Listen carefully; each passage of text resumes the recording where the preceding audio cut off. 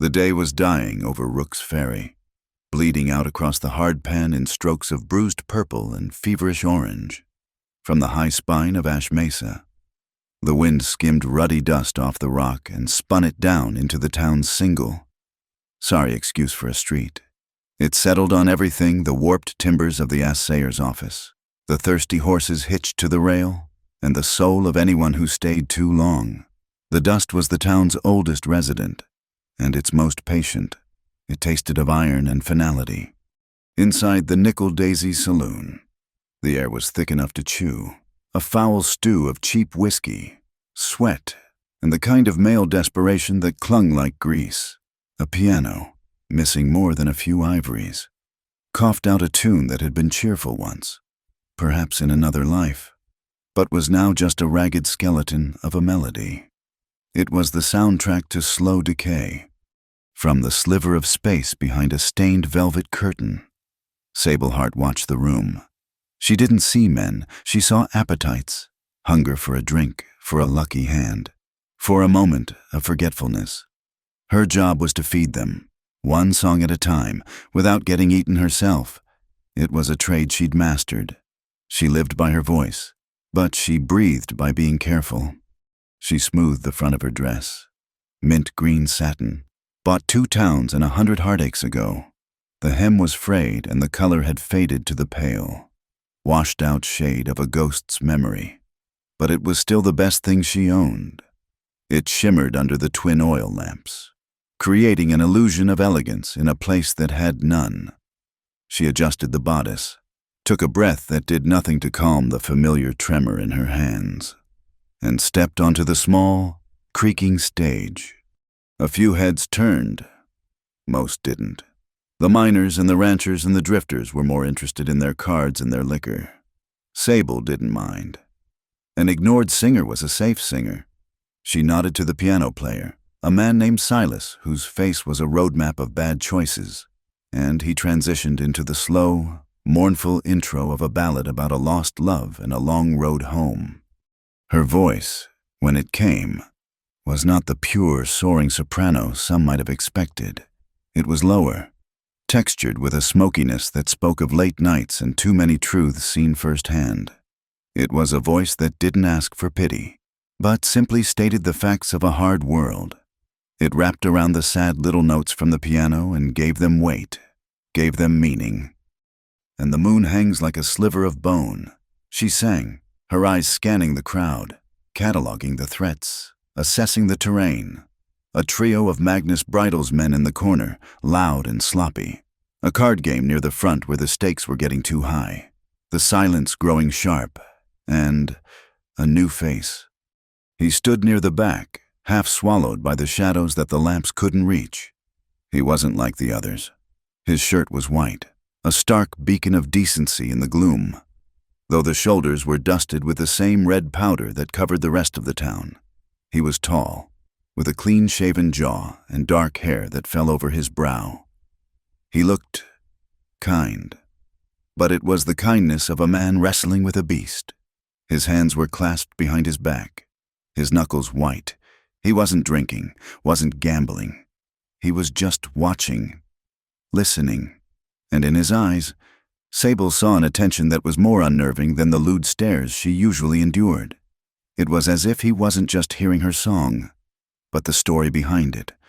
Caleb Alton felt the music in his bones. He had no right to be here. The son of preacher Josiah Alton, whose pillar of Dawn Chapel stood at the opposite end of town like a fortress of righteousness, had no business breathing the corrupted air of a saloon. His father's voice was a constant sermon in his head, a litany of damnation for places exactly like this, for women exactly like the one on stage. Yet, he kept coming back. For 3 nights now, he'd stood in this same spot, telling himself he was merely an observer, a student of the town's sins, the better to understand the souls his father sought to save. It was a lie, and he knew it. He was here for her voice.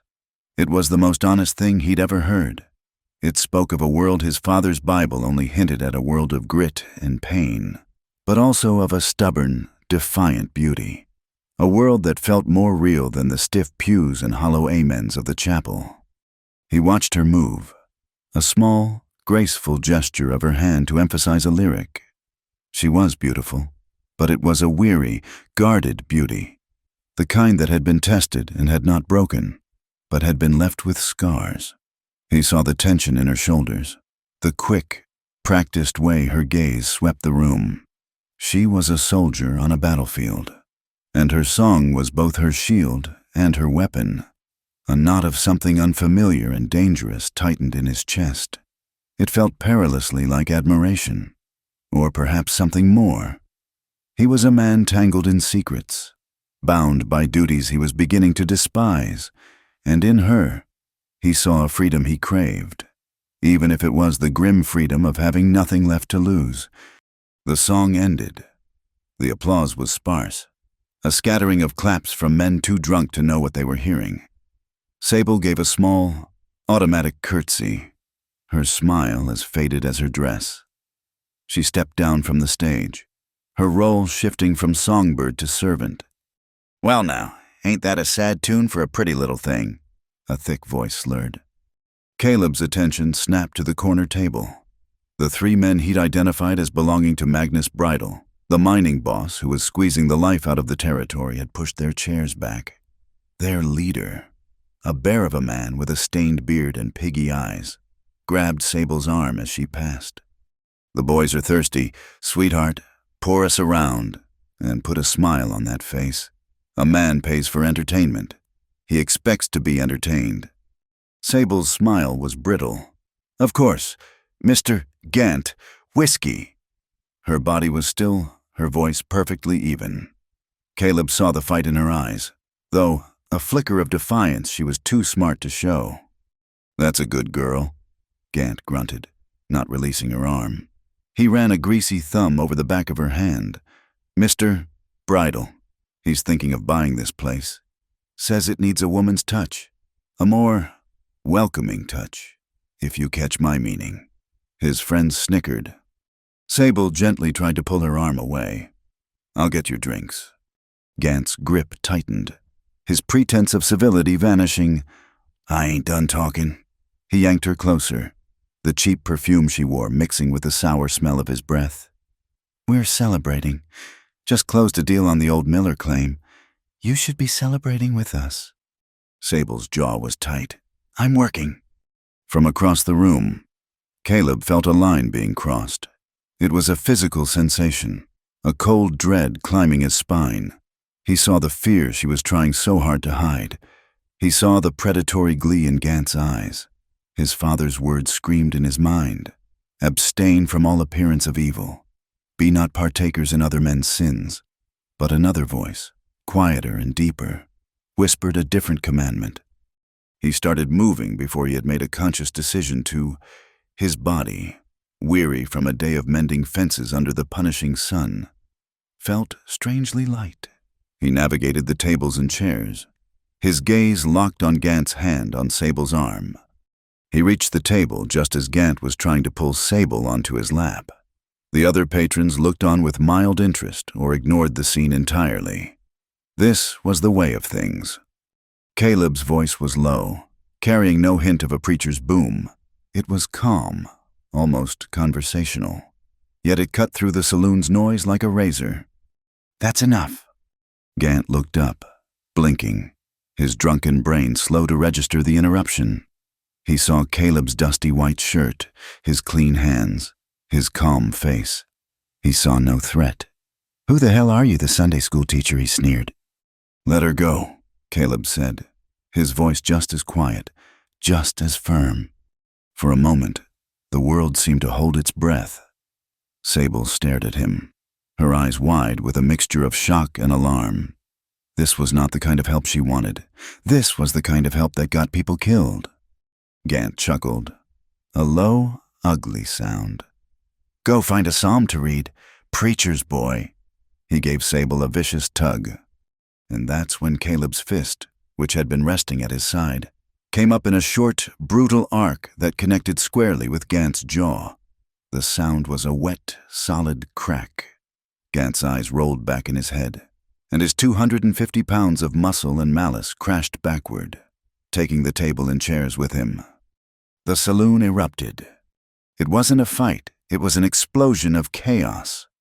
One of Gant's friends lunged at Caleb, who sidestepped and brought his elbow down hard on the man's back. The other one scrambled for his gun, but the piano, shoved by an anonymous drunk trying to get out of the way, careened into him, pinning him against the wall with a discordant crash of keys that sounded like a scream. Glass shattered. Men yelled. A chair flew through the air and smashed the mirror behind the bar. Through it all, Sable moved with a clarity born of pure survival. As the second man untangled himself from the piano and came at Caleb, she grabbed an empty whiskey bottle from a nearby table. She didn't hesitate. She swung it in a clean, efficient arc, and it connected with the side of the man's head with a dull thud. He crumpled to the floorboards in a heap. Caleb grabbed her hand. It was cold and trembling, but her grip was strong. This way, he yelled over the din. He pulled her toward the back of the saloon, weaving through the brawl that had now become a free-for-all. They burst through the rear door into the sudden, shocking quiet of the alley. The air was cold, and their breath plumed in front of them in white clouds. The sounds from inside were muffled now, the roar of a caged beast. They stood there for a second, chests heaving, the adrenaline singing in their veins. The alley smelled of stale beer and damp earth. Suddenly, the back door flew open again, and the silhouette of a large man filled the frame. He carried a shotgun. "That's enough," the man boomed, his voice carrying the unquestionable weight of the law. "The party's over." Marshal Elam Crow stepped into the alley, his face a grim mask in the moonlight. He was a man carved from the same hard rock as the mesas, and his eyes missed nothing. He took in Caleb and Sable, then glanced at the chaos still unfolding inside. Gant's remaining conscious friend, seeing the marshal's shotgun, thought better of pursuit. "Get out of here, you curs!" Crow bellowed into the saloon. "Go sleep it off before I haul every last one of you to the drunk tank." The sounds of the fight began to subside, replaced by grumbling. Gant's man emerged from the doorway, holding a hand to his bleeding mouth. He glared at Caleb, his eyes promising retribution. "This ain't over," he spat. "Mister, Bridle don't like his property being damaged. He'll collect what he's owed. From both of you." He then melted into the darkness. Marshal Crow lowered his shotgun. The immediate danger passed. He looked from Caleb to Sable, his expression unreadable. "You two all right?" Caleb nodded, still breathing hard. Sable just stared at him, her face pale, her eyes blazing with a cold fire. She pulled her hand from his. The marshal grunted. "Go on home, Miss Hart." "You," he said, fixing Caleb with a weary look. "I'd expect better from a son of Josiah Alton. This is a mess you didn't need to make." With that, he turned and went back inside to restore order, his boots crunching on stray shards of glass. Silence descended on the alley, broken only by their ragged breathing and the distant, tinny echo of the wounded piano. The night sky above the narrow slit of the alley was a turbulent sea of bruised clouds, churning and unsettled. A strange scent drifted on the wind, the smell of distant rain and the faint, metallic tang of lightning. It was the smell of a storm, not just of weather, but of something else. A moral storm, poised to break over the town. Sable finally spoke, her voice sharp and accusatory. She hugged her arms around herself, a futile gesture against the sudden chill. "Who are you to invite that kind of trouble on your own account?" Caleb looked at her, at the fierce, fragile anger in her face. He could have given her a simple answer. His name, his reason for being in the saloon. But the truth was more complicated. A tangled thing he was only just beginning to unravel himself. "A man indebted to his conscience," he said softly. A bolt of lightning tore across the sky, a jagged, brilliant wound of light that momentarily illuminated the valley. For a breathtaking instant, the dark ribbon of the Silver Vein River flashed like a polished blade. In that stark, merciless light, Sable saw past the kindness in Caleb's face. past the dust on his shirt. She saw something deep within his eyes, a flicker of sorrow so profound and ancient it seemed older than the desert itself. And she knew, with a certainty that frightened her, that whatever trouble he had brought into her alley tonight was only the beginning. The back room of the Nickel Daisy was a closet built for storing regret. It smelled of damp wood, spilled beer, and the bitter almond scent of the polish Silas used on the piano keys. It was 3 feet wide and 8 feet long, crammed with spare chairs and boxes of sarsaparilla. And now, it held the two of them, a universe of tension crammed into the tiny space. Sable worked with an impersonal efficiency. She dipped a rag torn from a clean but threadbare apron into the small basin of water she'd fetched from the bar.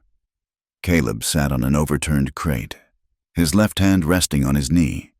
His knuckles were split, the skin broken over the bone, but it was his other hand, the one he'd used to push her behind him. That was bleeding more freely, sliced open by a shard of glass from the mirror. She knelt in front of him, the mint-green dress pooling on the dusty floorboards. He was too close. She could smell the lye soap on his skin and the clean, sharp scent of the mesa wind in his hair. "You didn't have to do that," she said, her voice flat. She began to clean the cut, her touch firm, wiping away the blood to see the damage. He was insistent. Caleb's voice was low, and he winced as the water hit the raw flesh. "He's Gant. Insistence is his trade." She tore a strip of clean cotton for a bandage. "You think you helped?" The question hung in the small, dim space. He looked at her face, bent over his hand. The lamplight from the main room spilled through the doorway, catching the exhaustion around her eyes, an exhaustion that her stage paint couldn't hide. "I stopped him from putting his hands on you," Caleb said, defensive. Sable looked up, and her eyes were not grateful. They were cold. "And in doing so, you just gave Magnus Bridle a reason to notice me. You painted a target on this saloon. You think Gant's bruised jaw is the end of it in Rook's Ferry, Mr. Alton, Caleb Alton." She froze for a half-second, the bandage tight in her fingers. "Alton," she let out a breath that was almost a laugh, but it had no humor in it. "The preacher's son." "Oh, that's perfect." She began to wrap his hand, her movements quick and angry, pulling the cloth tighter than necessary. "That makes it infinitely worse. You didn't just start a brawl. You started a crusade. You just made this a matter of public morality." "It wasn't about morality," Caleb insisted, frustrated by her reaction. "It was necessary." "Necessary is a word men use when they're about to burn something down." She tied the knot with a sharp tug. "There, don't get it wet." She stood, brushing dust from her knees, creating space between them. The professional chill returned to her face. "Why were you even in here? Mr. Alton, you don't look like the type to enjoy cheap whiskey or bad piano." Caleb stood as well, cradling his bandaged hand. The small room forced them into an uncomfortable proximity. He had been asking himself the same question, and the lie he'd constructed for his own benefit suddenly felt paper-thin. He owed her the truth. "I've been here before, the last few nights." He looked at the floor, then at her. "I came to hear you sing." Sable stared at him. She was accustomed to men complimenting her, but it was always a clumsy prelude to a proposition. This was different. His gaze was direct, almost boyish, and deeply unsettling. She searched his face for the familiar traces of crude desire and found, to her confusion, something that looked dangerously like reverence. She finally let out the laugh she'd been holding, but it was dry and brittle. "To hear me sing." She shook her head, leaning against the doorframe. "That's worse than a lamb skipping Sunday service." "Mr. Alton, at least the lamb is just lazy. You're a tourist. Come to watch the sinners in their natural habitat." "No," he said, too quickly. "Your voice, it's not like the music in the chapel. It's not hollow." "It's a voice," she cut him off, her tone sharp. "It pays for my room at the Alabaster. It keeps Mrs. Prynne from having to sell her last good bottle. It's a tool, not a revelation. She turned to step back into the main room, her patience with this strange, complicated man at its end. Don't come back. Your father won't thank you for it, and I certainly won't. She left him in the tiny room, standing alone among the boxes, the smell of her cheap perfume lingering in the air like a question he couldn't answer. The nickel daisy was wounded. The brawl had left a dark stain on the floor where Gant had fallen, and the mirror behind the bar was a spiderweb of cracks. Mrs. Prynne, the saloon's owner, a woman whose graying hair was always in a tight, anxious bun, was visibly trembling as she tallied the damages. "He's going to use this sable," she whispered, her hands twisting in her apron. The rumor had been circulating for a week, a foul wind blowing down from Bridal's mining operations on the mesa. He wants this place, not to run it, but to change it. Sable knew what that meant. Bridal wanted to buy the saloon on the cheap and turn it into a private club for his miners, a place with cots upstairs and girls who did more than sing. He wanted to own the town's vices, lock, stock, and barrel. Gant was the excuse, Sable said, stacking the few unbroken glasses. And the preacher's son was the trigger. "Mrs." Prynne lamented, her gaze falling on Caleb as he exited the back room, his hand conspicuously bandaged. He paused, looked at Sable, and then, seeing no welcome in her face, walked out the front door into the fading light. The next morning, the sun rose over Rook's Ferry with a cold, judgmental clarity. On the boardwalk outside the general store, Preacher Josiah Alton had already begun his day's work. He was not a man who bellowed about hellfire. He was worse. He was a man of cold, absolute conviction, and his voice, clear and resonant, sliced through the morning air like a honed blade. "And I say unto you, the soul of a community is measured by its generosity," he proclaimed, his tall, gaunt frame radiating an unbending authority. "But it is protected by its chastity. A town that profits from temptation invites a plague upon its own houses." Caleb was across the street, loading a wagon with sacks of feed for the chapel's mule. He didn't look up, but his shoulders were rigid. He felt his father's sermon like a physical weight. Then, Josiah's gaze swept the street and landed on his son.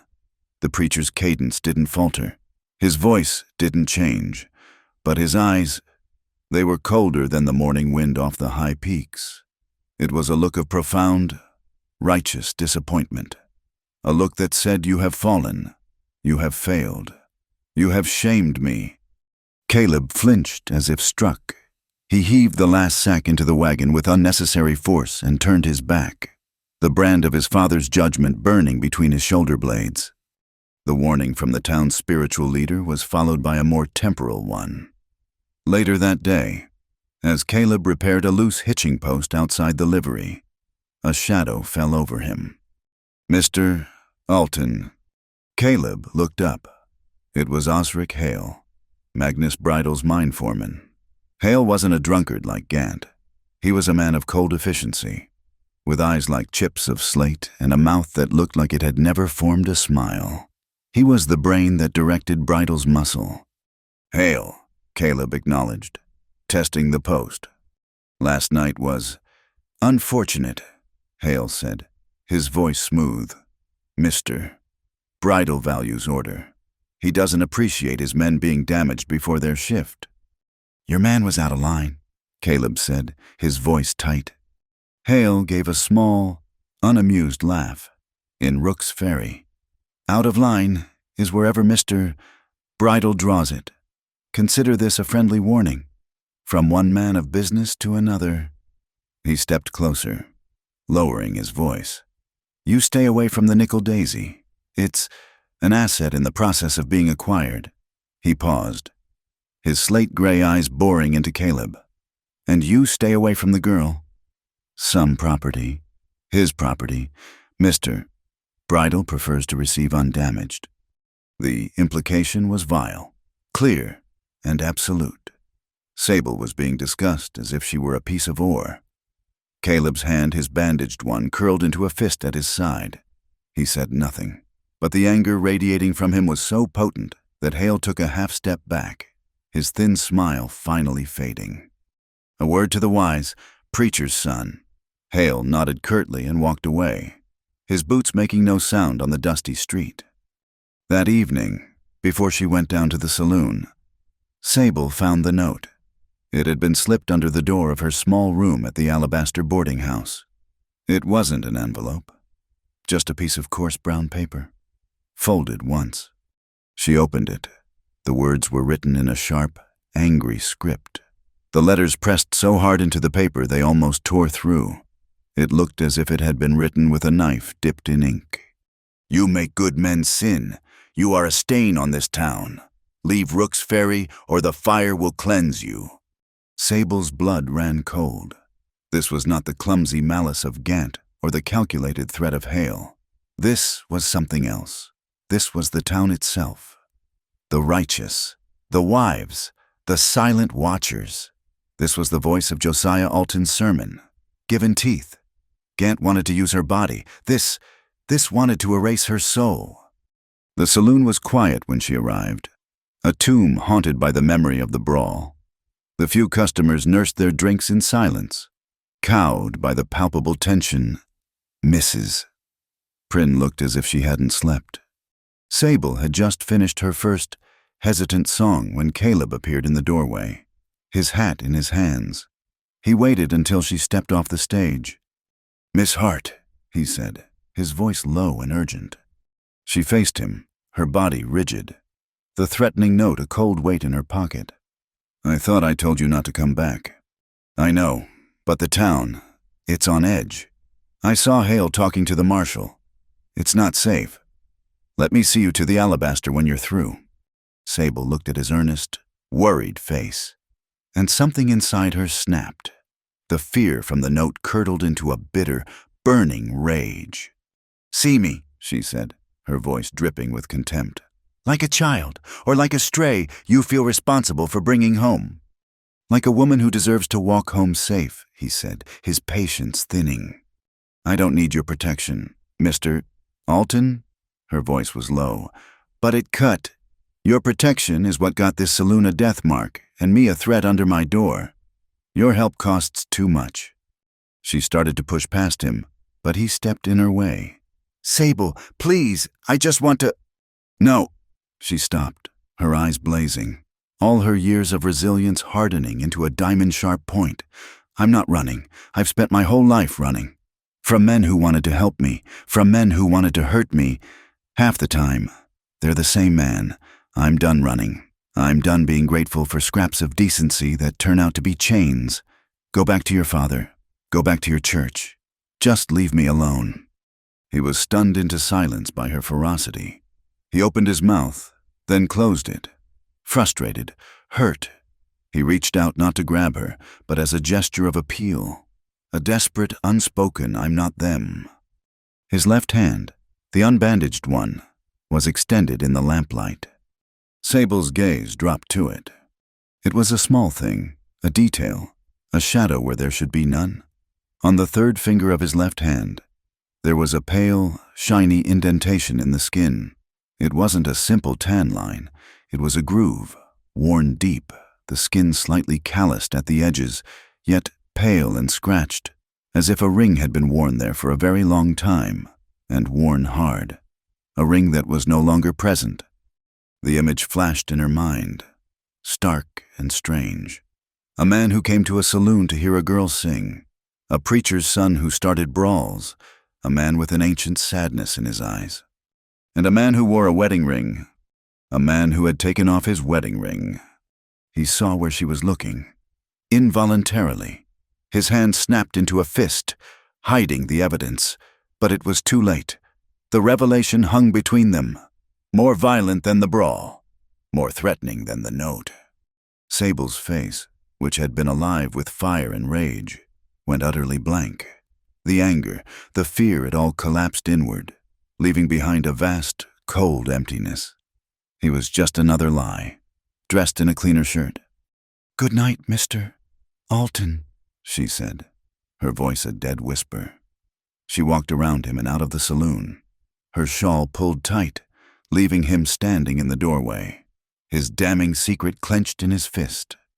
She was halfway to the boarding house, walking quickly, her footsteps echoing in the empty street, when a figure stepped from the shadows of the gunsmith's shop.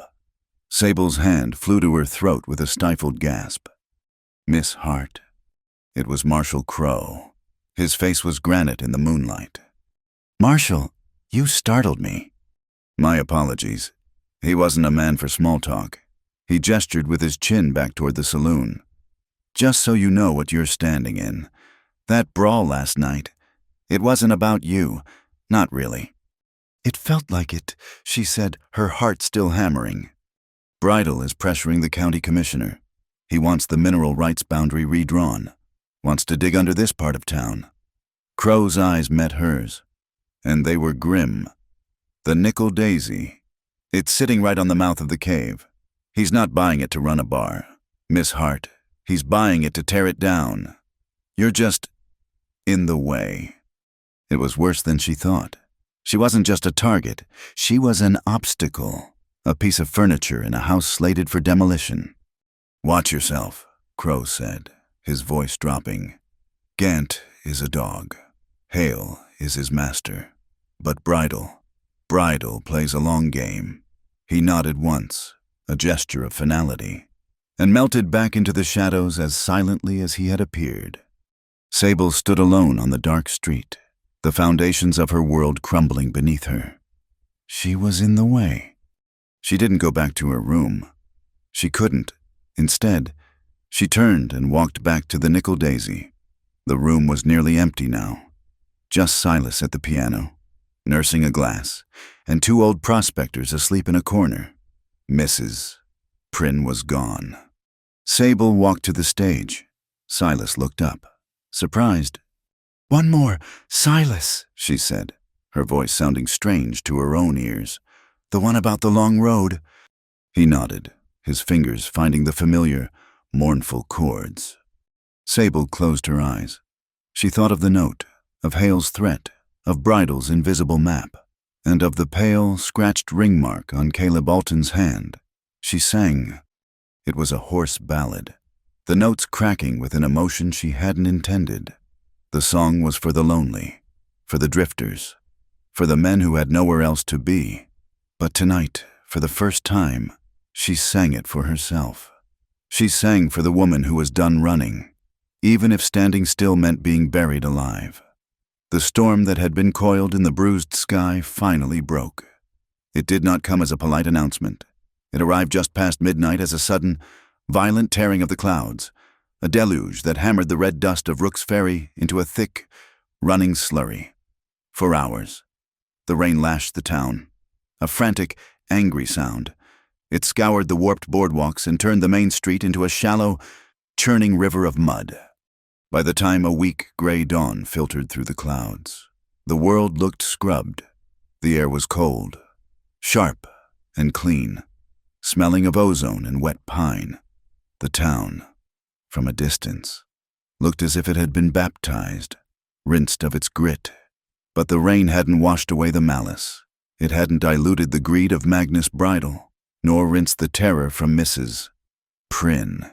It hadn't cleansed the ink from the note in Sable's pocket, nor the memory of the pale, scratched groove on Caleb Alton's hand.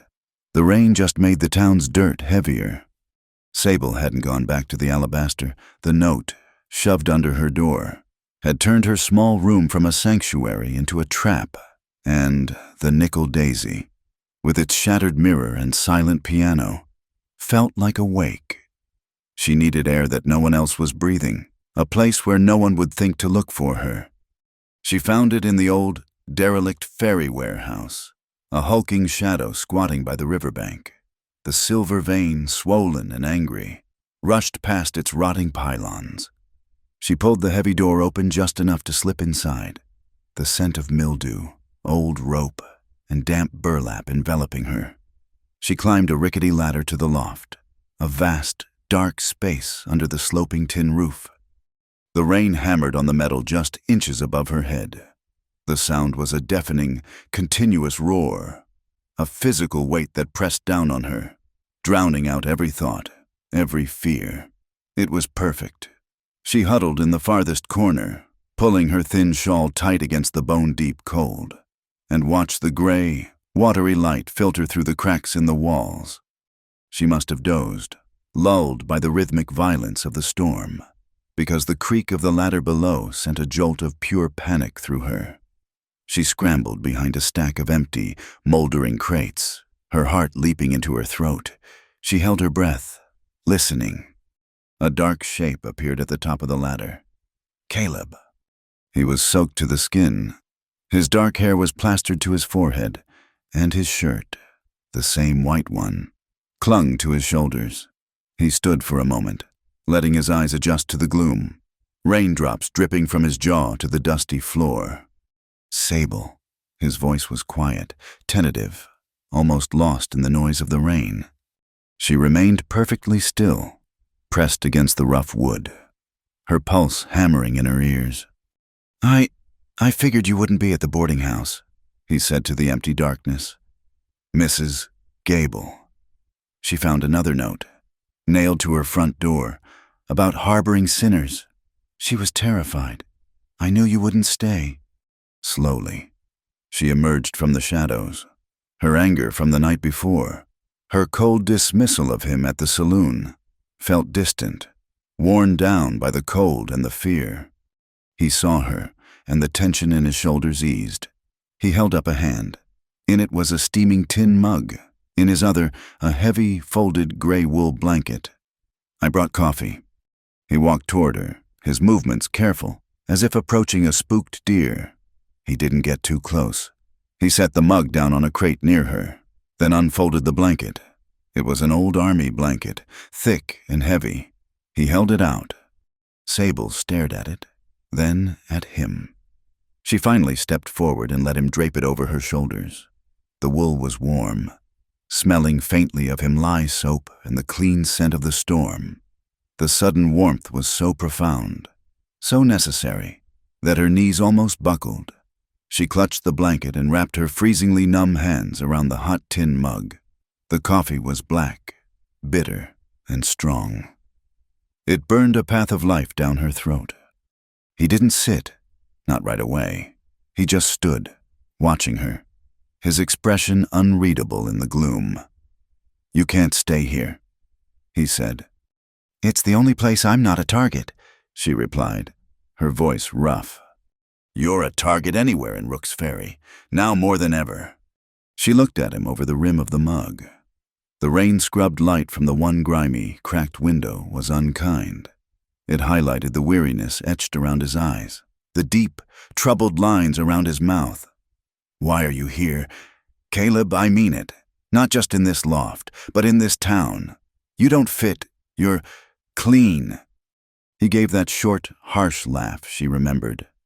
Clean. He ran his hand through his wet hair, slicking it back.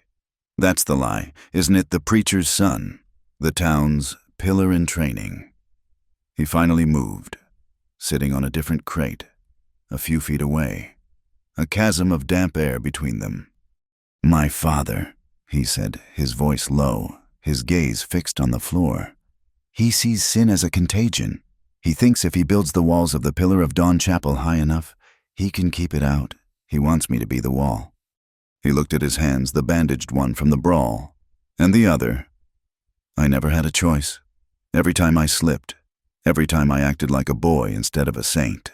It wasn't just my mistake. It was a crack in his church, a failure of God himself. I had to be holy for everyone else. Sable, I had to be the perfect, polished reflection so they could all see how dirty they were. He looked up, his eyes burning with a trapped frustration. Do you have any idea what that does to a man? It hollows you out. You spend so much time being a symbol, you forget how to be a person. Sable listened, the rain on the roof a steady, drumming counterpoint to his confession. She recognized the shape of his cage. It was just a different material than hers. At least you had a home, she said, her voice small. At least you had walls. Did I? he countered, his voice sharp with a pain that surprised her. Or was it just a stage I wasn't allowed to leave? What about you? Where is home? Sable looked away, out the cracked window at the gray, churning river below. 7 Larks Crossing, a place you've never heard of, and never should. My father was a teamster. He hauled freight from the railhead to the silver camps. He was a good man, a kind man. She paused, the memory a smooth stone she'd worn down with handling.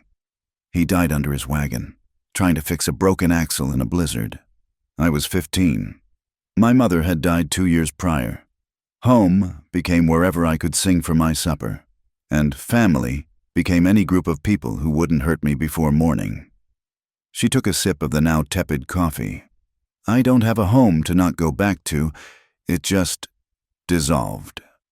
A sudden, brilliant flash of white light illuminated the entire loft, vaporizing the shadows for a split second, etching their silhouettes against the far wall.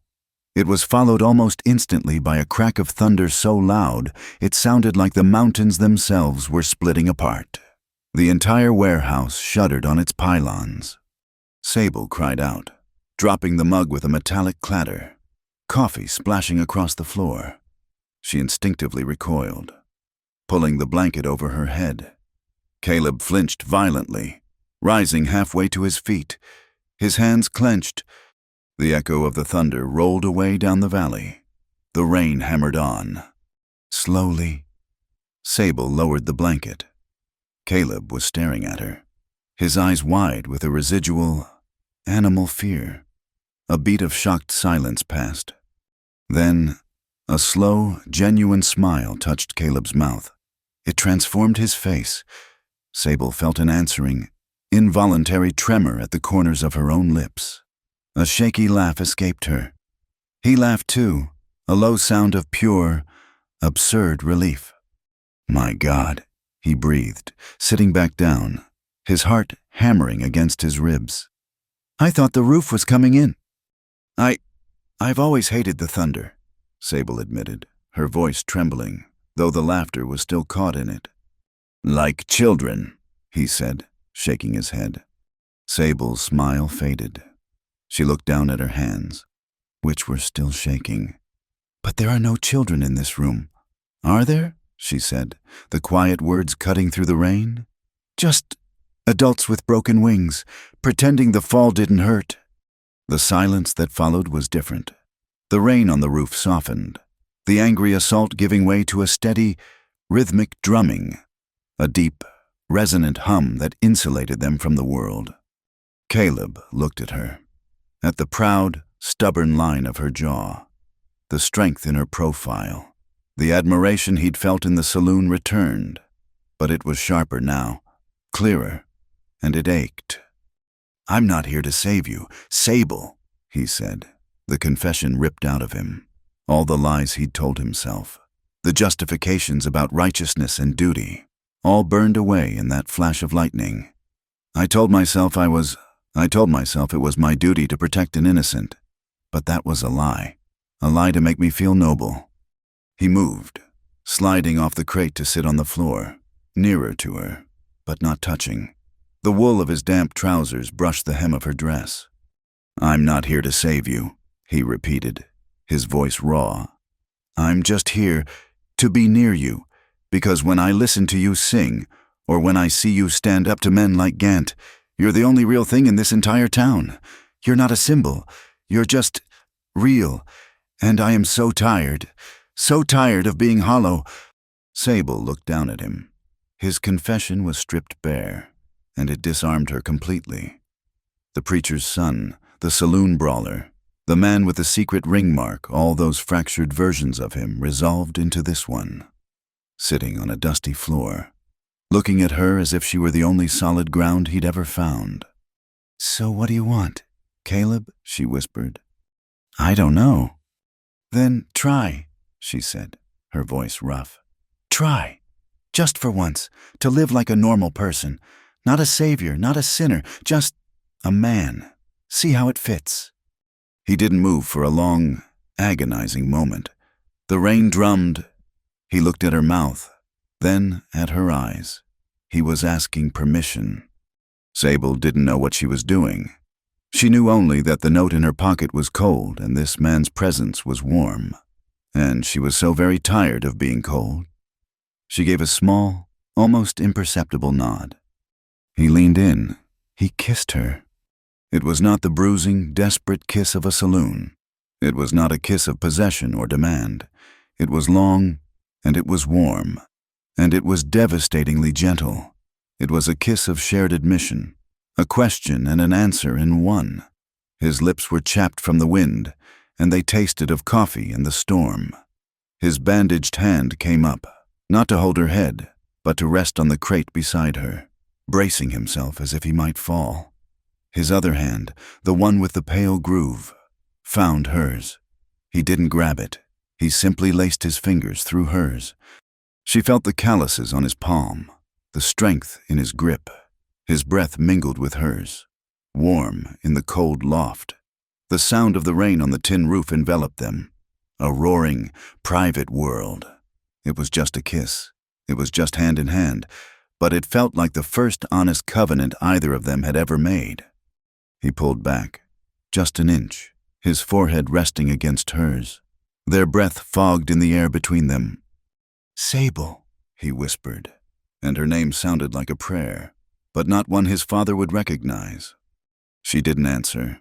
She only tightened her grip on his hand and brought him back to her. This time the kiss was deeper, the warmth in it turning to a low, steady heat. The small, abandoned space, which had been a refuge from the cold, became something else. It became the only place in the world. There was a small, pot-bellied stove in the corner of the loft, long cold and caked in rust. But as they held each other, a different kind of fire began to build. It was a small, hesitant spark in a hearth that had been cold for too long, a low, persistent ember that began to slowly, surely warm the space around it. The chill in Sable's bones finally, truly, began to recede. Outside, the rain, which had been a violent assault, softened into a dense, steady fall. It ran down the single, grimy window pane, blurring the view of the churning river and the gray town beyond. The water acted as a curtain, isolating the loft, wrapping it in a shroud of impenetrable privacy. A world unto themselves, hidden from the judgment of the street. The air in the loft grew warmer. The frame of the world condensed, shrinking until it was only the sound of the rain and the warmth of the wool blanket, until all that was left was the sight of a single window, streaked with water on the outside, and fogging with a new, shared warmth from within. A sound, faint but sharp, cut through the drumming of the rain, a single, metallic chime, and then another. The bell from the Pillar of Dawn Chapel, ringing the afternoon hour.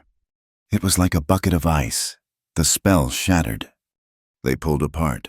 The loft was suddenly cold again, the shadows deeper and more menacing. Reality flooded in, sharp, unwelcome, and damning.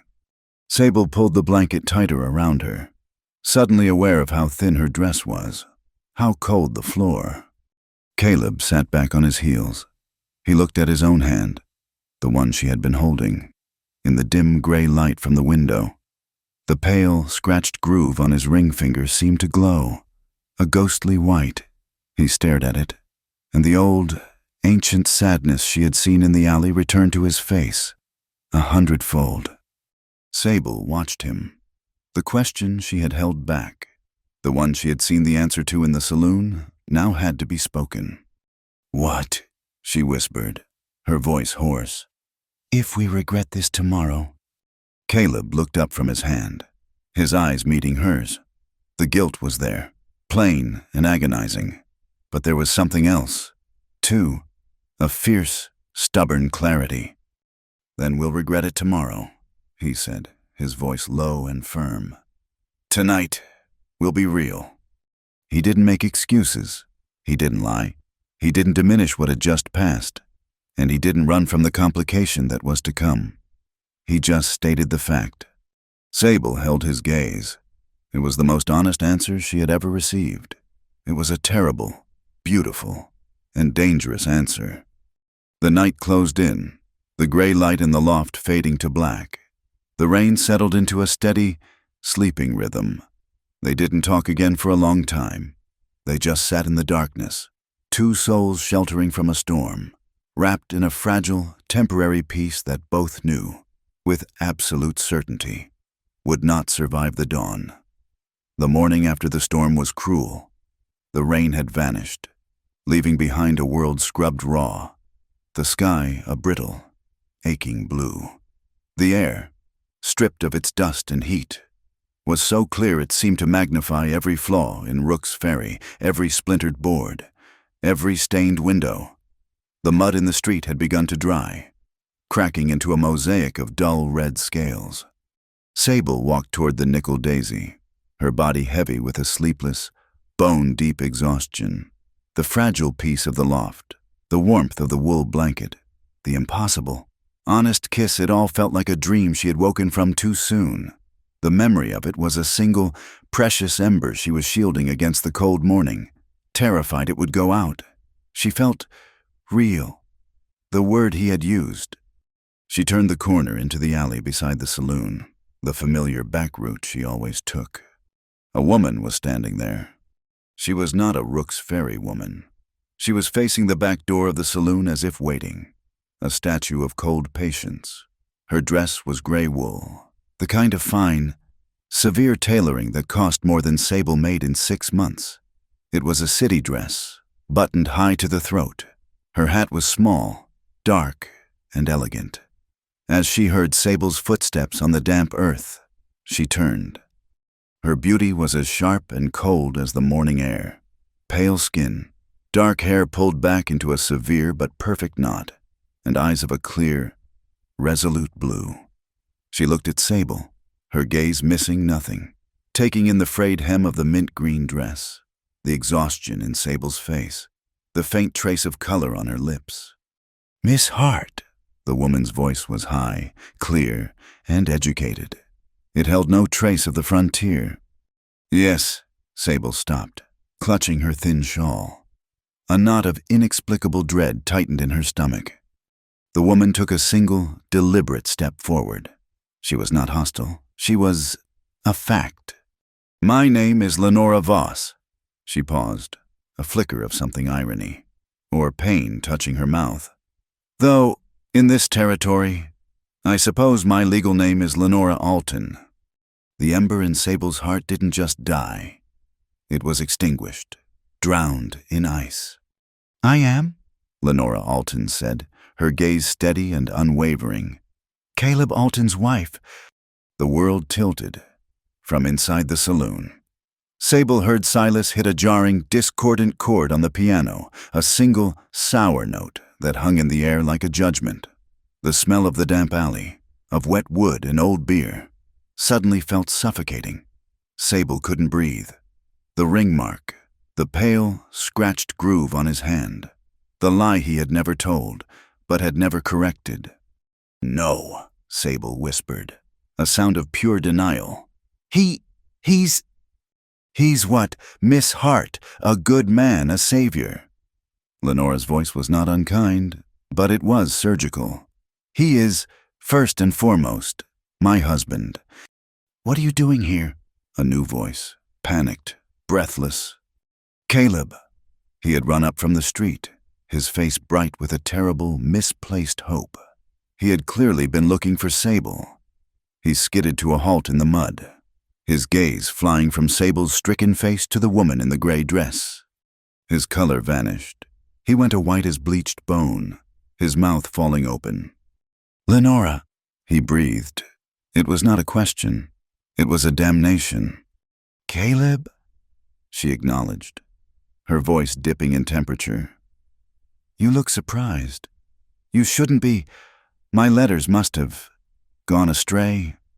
Sable looked at him, and the image of the man in the loft, the gentle, broken man who had confessed his hollowness, was violently ripped away, replaced by this, a panicked, guilty, married man. The word real echoed in her head, a bitter mockery. You lied to me, she whispered, her voice shaking with a cold, rising fury. You let me. You kissed me. Sable, no, it's not what you think. Caleb stammered, his eyes wide, pleading with her, ignoring his wife. It's complicated. It was a mistake. A long time ago. We're having it annulled. It's almost over.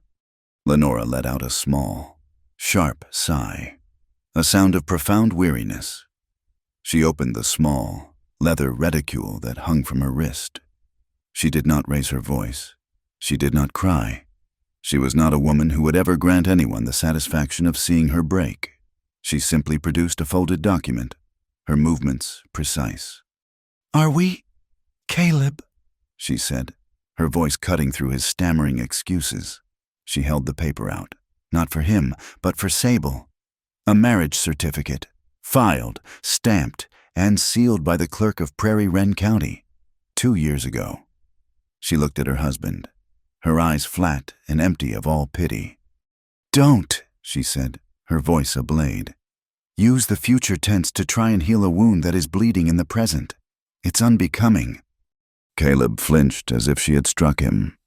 Lenora's gaze softened almost imperceptibly as she looked at Sable.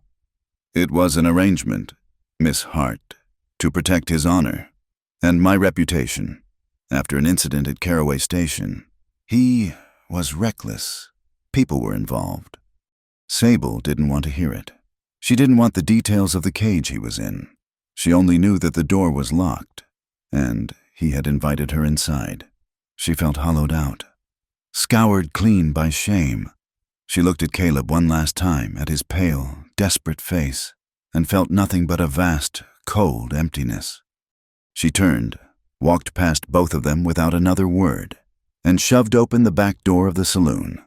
The smell of stale whiskey and Silas's nervous, rambling piano tune felt, for the first time, like the only home she had, and it was a ruin. News like that doesn't just travel in a small town. It detonates. By noon, it was as if the entire population of Rook's Ferry had been poisoned against her. The source was clear. Gant and the other bridal miners, their faces bright with malicious glee, were in every bar, at the general store, at the livery stable, telling the story with a loud, lurid embellishments. Heard the news, Gant's voice boomed in the competing saloon across the street.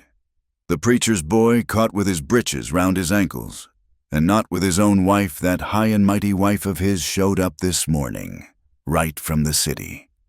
Who with? That singer, Gant spat the word. The one from the days he knew she was trouble. A home wrecker. That's what she is, a painted Jezebel, come to tear the preacher's own house apart. The women of the town, the ones who usually hurried past the saloon with their gazes averted, now slowed down. They gathered in small, tight knots on the boardwalk opposite, whispering, their face masks of righteous indignation. They stared at the bat-wing doors of the Nickel Daisy as if expecting flames to erupt from within. That night, the saloon was a graveyard. A few desperate prospectors, too drunk or too lonely to care, nursed their drinks. But the regulars, the cowhands, the shopkeepers, they were gone. They had families. They had reputations. They could not be seen in a place that had become the center of such a vicious, public scandal. Mrs. Prynne sat at the empty table by the door, her ledger open to a blank page. Her hands were shaking so badly she couldn't hold her pen. Sable, she whispered, her voice a dry rattle.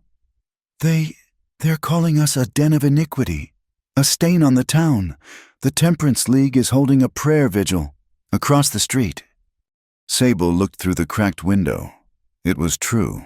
A dozen women, led by the blacksmith's wife, were kneeling on the boardwalk, their heads bowed, and standing behind them, watching, was Osric Hale, Bridal's foreman, his arms crossed, a faint, satisfied smile on his face. They're not just praying, Sable said, her voice dead. They're strangling us. The confrontation at the Pillar of Dawn Chapel was colder and far more brutal. Josiah Alton did not raise his voice. He sat behind his large, polished oak desk, his hands steepled, the very picture of cold, righteous judgment. The room was dark, smelling of old paper and furniture polish, a tomb of inflexible morality. "You have made a mockery of me," Josiah said, his voice a low, resonant rumble. "You have brought shame upon this house and upon the name of God." Caleb stood on the other side of the desk. He was no longer the panicked, stammering boy from the alley. His encounter with Lenora and Sable, the public humiliation, had burned away the last of his weakness, leaving something hard and resolute.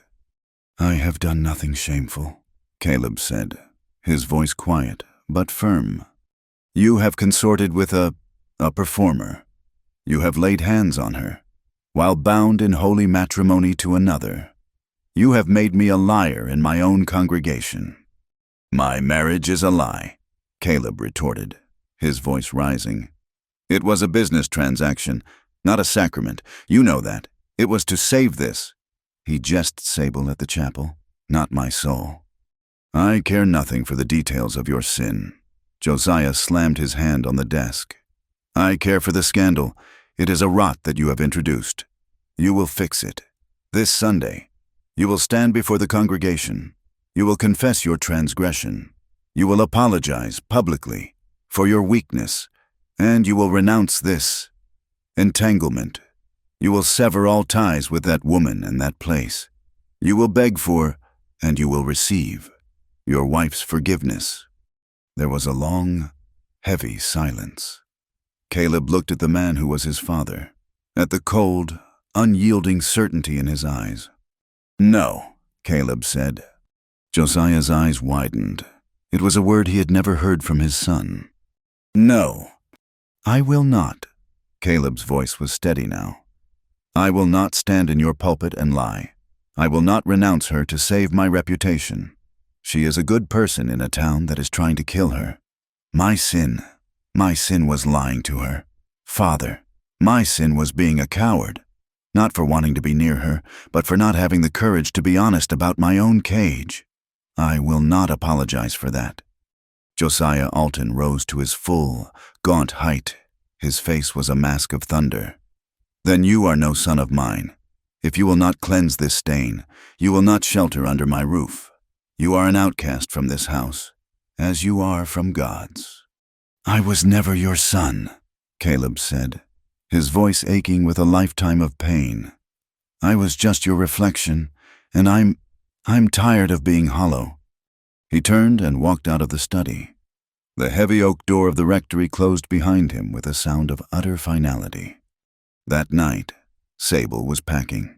She had a small carpet bag, and she was folding her few possessions into it. The mint-light green dress, 2 other blouses, her sheet music. She was running. It was what she knew. It was what she was good at. The note was a threat.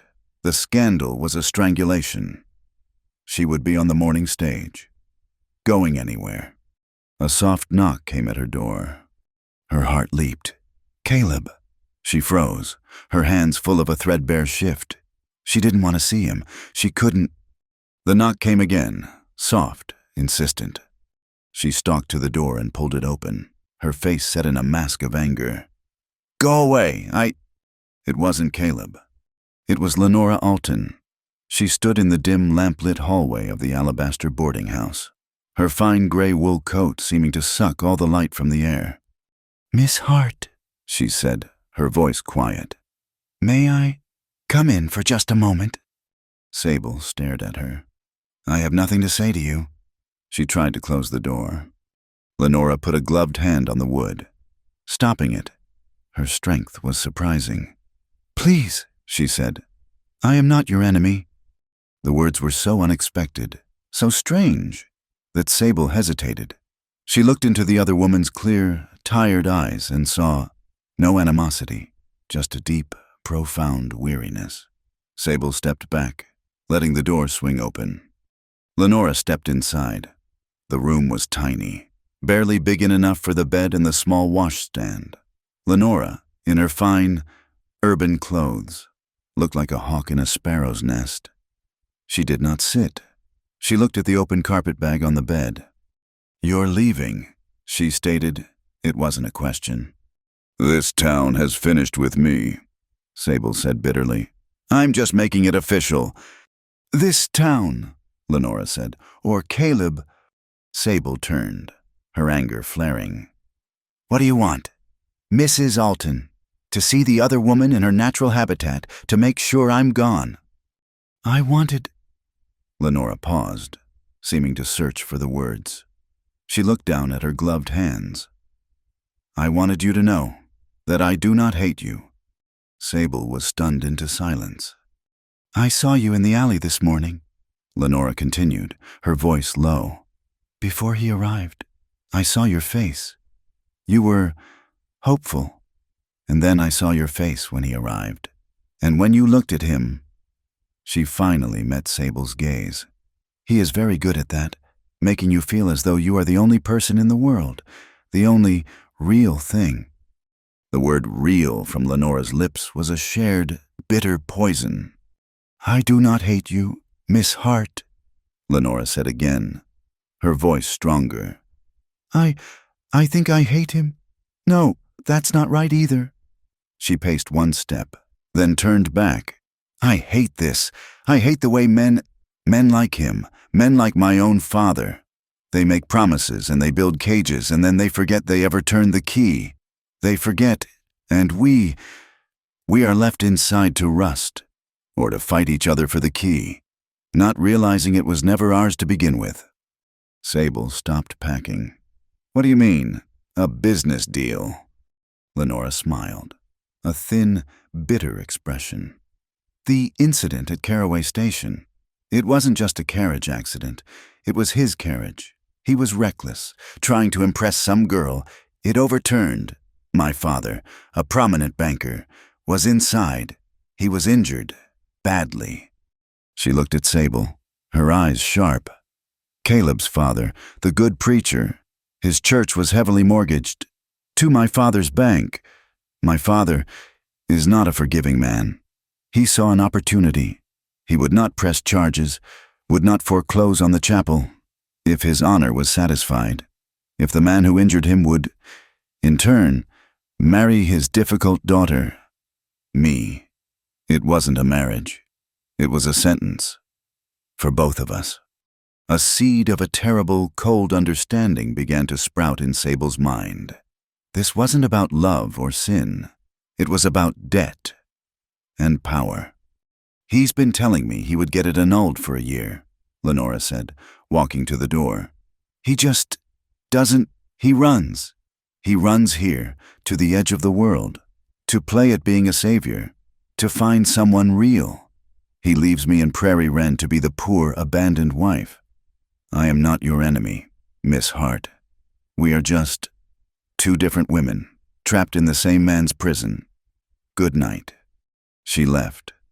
Sable stood in the middle of her room, the carpetbag open and forgotten. She was no longer running. She was angry. Marshal Crow found Caleb in the livery stable, trying to sleep in the hayloft.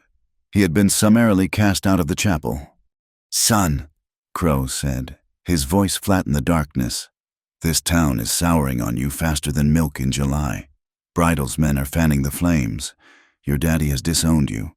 That wife of yours has taken a room at the hotel and isn't speaking to anyone. The best, smartest thing you could possibly do is take the morning stage east. Let the dust settle. There's nothing for you here but trouble." Caleb sat up, hay in his hair. He looked at the marshal, his face illuminated by the sliver of moonlight from the loft door. "No," he said, his voice thick with exhaustion, but firm. I've been running my whole life. From my father, from my marriage, from myself. I'm done running." He swung his legs over the edge of the loft. "I'm going to stand and pay the price. For once, whatever it is." Crow sighed, a long, weary sound. "Suit yourself. Alton, the price in this town is high, and Magnus Bridal is the one setting it." That night, the Nickel Daisy was a tomb. It was hostile.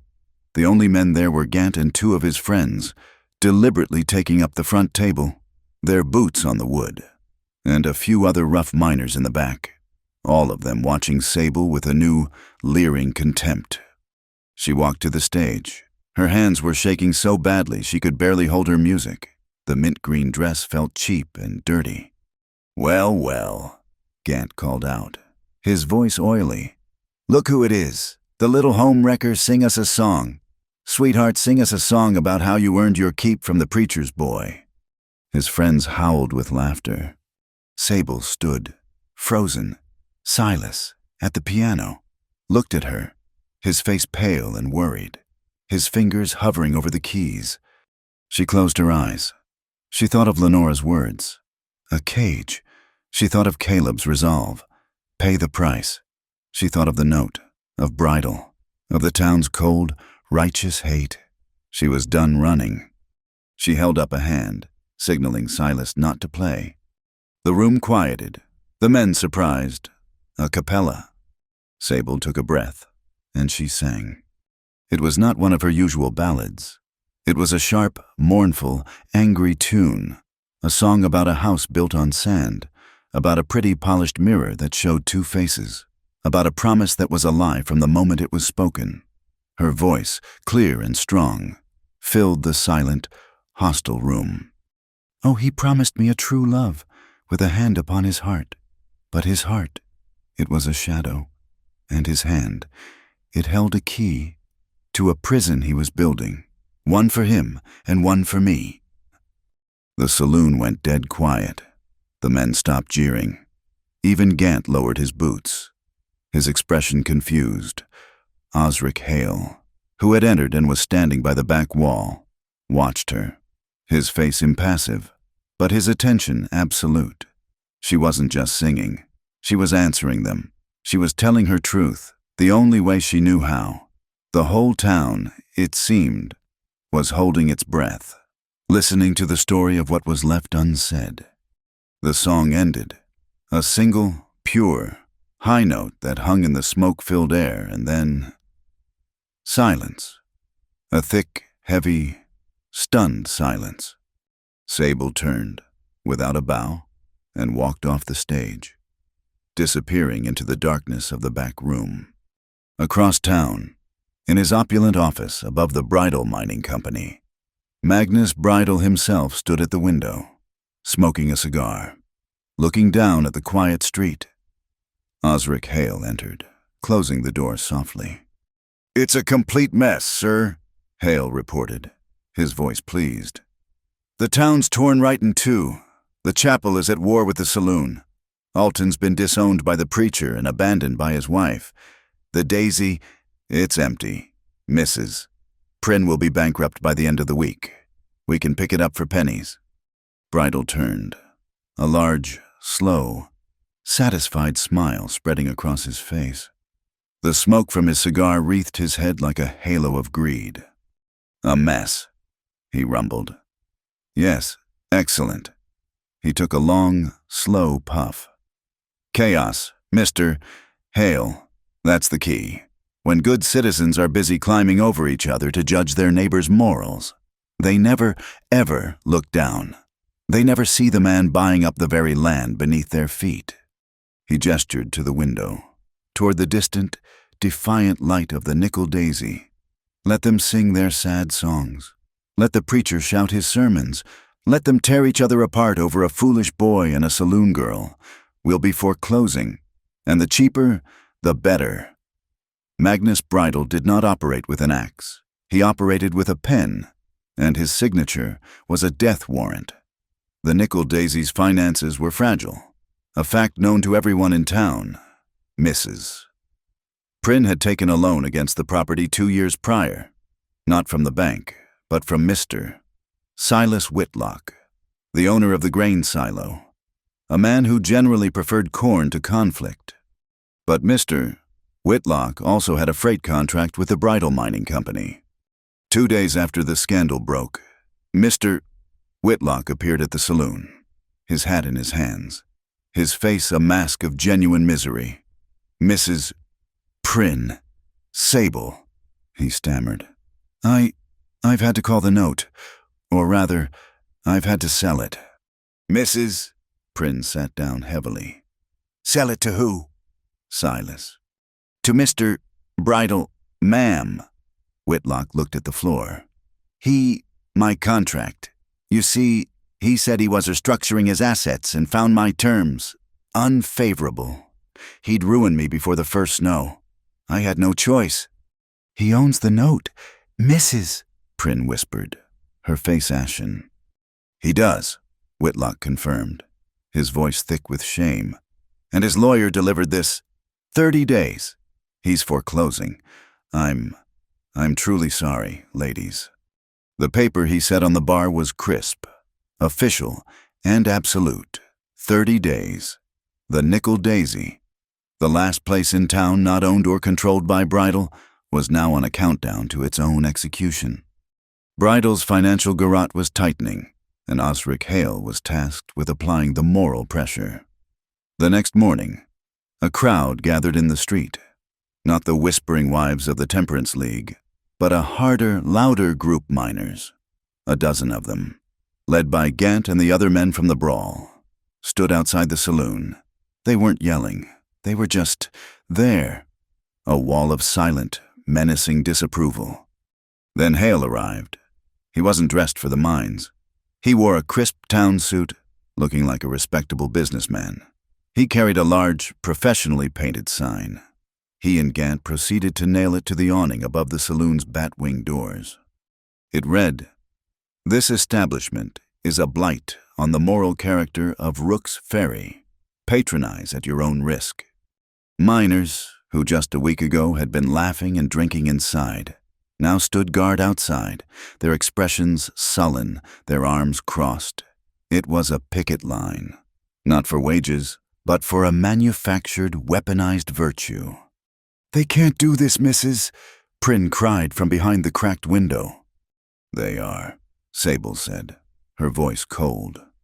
She watched Osric Hale speak quietly to Marshal Crowe, who stood nearby, his face like stone. Hale was gesturing to the sign, then to the miners, his expression one of polite, civic concern. He was the arsonist, dressed as the fire marshal. "He's claiming it's a citizen's protest for public decency," Crowe told them later, his voice heavy with disgust.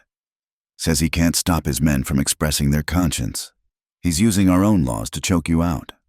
The town was now officially, visibly, divided. Caleb, now an outcast living in the livery stable, saw the sign go up. The sight of it, the hypocrisy, the use of his father's own language as a tool of greed, ignited the last of his fear into a cold, hard rage. He went to the only place he could, the place he had been trained to respect, and now despised. The town council met in a back room of the general store, a cramped space that smelled of tobacco and dried beans. 4 men, including the mayor, who also owned the store, and, by virtue of his position as the town's spiritual leader, preacher Josiah Alton. "This is a private property dispute," Caleb argued, his voice ringing with a desperate, newfound clarity. He was unkempt, his white shirt stained, but his eyes were clear. "It is a land grab, plain and simple. Bridle is using his foreman, Osric Hale, to create a false moral panic to devalue the property so he can seize it." The council members shifted. They knew it was true. They also knew where their goods were sold and whose company provided the town's only real payroll. "Now, son," the mayor began, "that's a strong accusation. Mr. Hale's men are citizens, same as you. They have a right to assemble." "It's not an assembly. It's an intimidation." Caleb slammed his good hand on the table. "He wants that land. Marshal Crowe himself said Bridle is trying to change the county boundaries to dig under the town. This is the first step." "And what proof do you have of this?" a cold voice interjected. Caleb turned. His father sat at the end of the table, his fingers steepled. He hadn't looked at his son once. "The proof is in the timing," Caleb said, appealing to him. "Father, you know this is wrong. You know Bridle. This isn't about decency. It's about avarice." Josiah Alton slowly raised his head. His eyes were not angry. They were empty. "What I know, Mr. Alton," he said, his voice carrying the finality of a eulogy, "is that the town is in turmoil, and the source of that turmoil is you. Your public scandal, your liaison with that woman. You gave Mr. Bridle this weapon. You brought this plague. The council cannot act to protect an establishment that has become synonymous with vice. It would undermine the very community standards we are sworn to uphold." He looked at the mayor. "I move to table this discussion, pending a resolution of the foreclosure. It is a private, financial matter." The mayor nodded, visibly relieved. Seconded, tabled. Caleb stared at his father.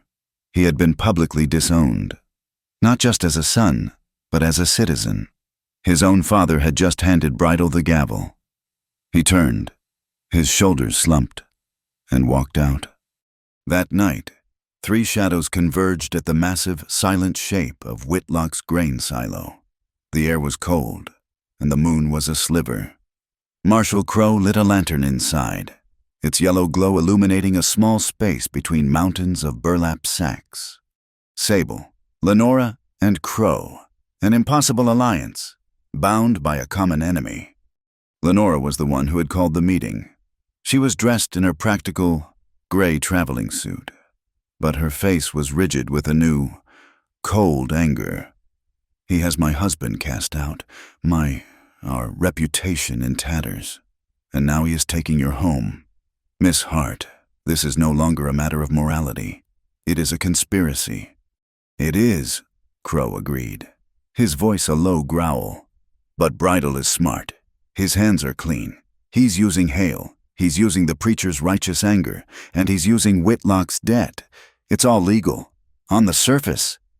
"Then we have to look beneath the surface," Sable said. Her voice was quiet, but it had a new, steely edge. The woman who wanted to run was gone. The marshal said Bridle wants to dig under the town. He needs the county commissioner to approve that, a man named Bartholomew. "Bartholomew is weak," Crow grunted, "and he likes expensive cigars. But proving a bribe is next to impossible." "Maybe not," Lenora said. She pulled a small, leather-bound ledger from her reticule. "I spent the afternoon at the county office. I told the clerk I was resolving some of my husband's misplaced accounts." She flipped it open. The public ledger is balanced. But this is the county's private subscriptions ledger, for charity balls, harvest festivals, public displays of generosity. Sable and Crow leaned in. "Look," Lenora pointed, her gloved finger tracing a line. "Bridle mining, a $50 donation to the Pillar of Dawn Chapel Steeple Fund. 2 days before Preacher Alton made his first public denunciation of the Saloon. And here, a $100 donation to the Commissioner's Thanksgiving Relief Fund. There is no such fund. Marshal, I checked." "A receipt for a bribe." Crow breathed. "It's thin, but it's a thread. He's papered his trail with charity." "It gets worse," Lenora said, her voice dropping. She looked at Sable. "My father, the banker, he controls a small, private trust, one that Mr. Bridle has been trying to partner with for a year to finance a new smelter." And Sable asked, "My father wrote to me. He is displeased with the scandal. He says it threatens his business relationship with Mr. Bridle. He said that Mr. Bridle has made it clear that if my unstable marriage causes him any more public embarrassment, he will take his business elsewhere. My father, in turn, has threatened to seize the chapel's mortgage." The trap was revealed. It was layers upon layers. "Bridle is using your father to control Preacher Alton," Crow summarized. "And using Preacher Alton to control the town. And he's using you, Mrs. Alton, to keep it all quiet. He's using your marriage as leverage." "Which is why," Lenora said, her eyes flashing, "we must sever the chain, all of it." Sable looked at the two of them. "The lawman and the lady, the ledger is one thread," she said. "But what about the mine itself? You said Bridle wants to dig under the saloon. Why, what's down there?" "A played-out silver vein," Crow said. Or so the maps say. Men don't move heaven and earth for a played-out vein, Sable countered. She looked at Crow. The mine registration office. Where do they keep the assays, the maps? In Hale's office, at the mine head, locked up tighter than a drum. Maybe not. Sable said, the night watchman. He's in the saloon every night by 9. He's old. He drinks 1 whiskey, and he's asleep in his chair for an hour. Crow's head snapped up. Sable, no! That is breaking and entering. I'm the law. I cannot. I'm not asking you to, Sable said, her voice firm. I'm not taking anything. I'm not breaking anything. I'm just going to look. I know how to pick a desk lock, a skill from a previous life. She looked at Lenora. I need a distraction, something loud at 9 o'clock, something the whole town will notice. Lenora's thin smile was terrifying.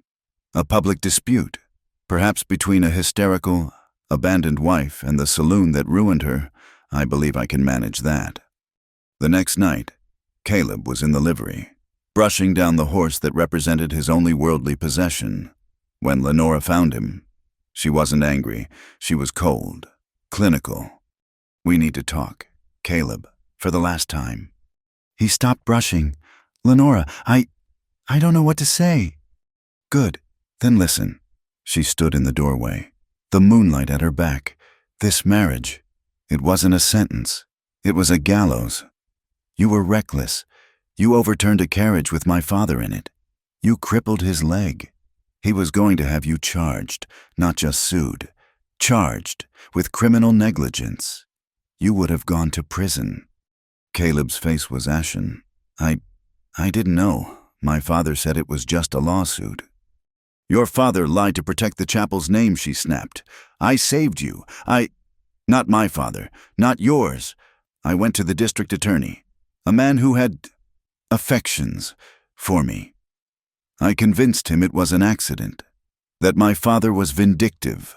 I traded my reputation to save your skin, and the marriage that was my father's price for my betrayal of him.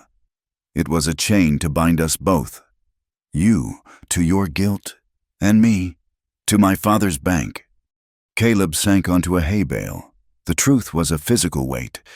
Lenora, I am so sorry. I never knew. I know you didn't, she said, her voice softening for the first time. You were too busy being hollow. Remember, you were so busy running from your father's shadow. You never stopped to see the people you were trampling. She stepped into the barn. Bridal knows all of this. He's using my father to silence me. But that stops now. At 9 o'clock tonight, I'm going to cause a scene. A very large, very public scene outside the saloon. I am going to accuse Miss Hart of everything. It will be loud. Caleb looked up, confused. Why, you'll only make it worse. It's a distraction, she said simply, so she can get into Hale's office. She's looking for the real map, the real reason Bridal wants that land. You're helping her. I'm helping me. Caleb, I'm getting my life back. She looked at him, her eyes clear. We are going to annul this marriage. Not because you're a coward, but because I am finished being a commodity. You and we are done. Go and be real. Just try not to burn anyone else alive while you do it. At 5 minutes to 9, a commotion started on the main street.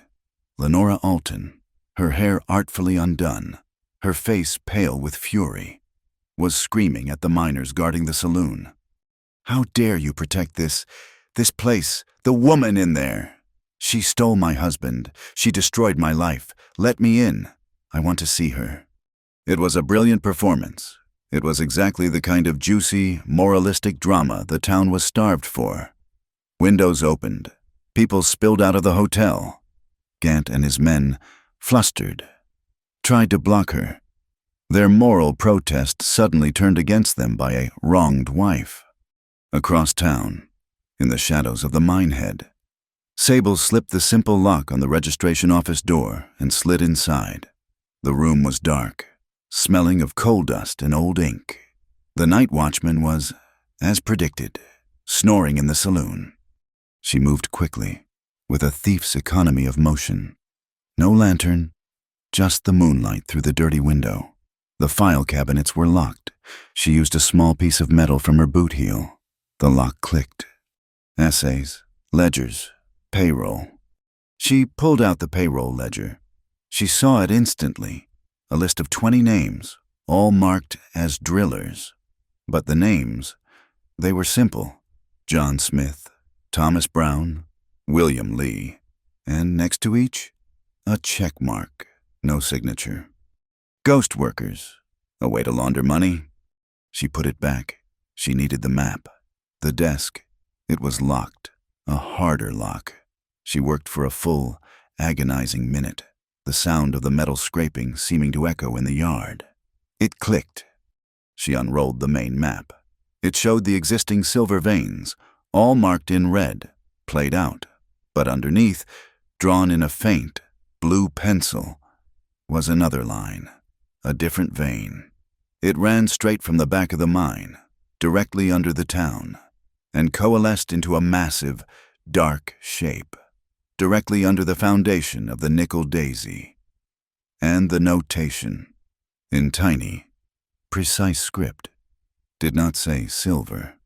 It said gold. She was re-rolling the map when she heard it.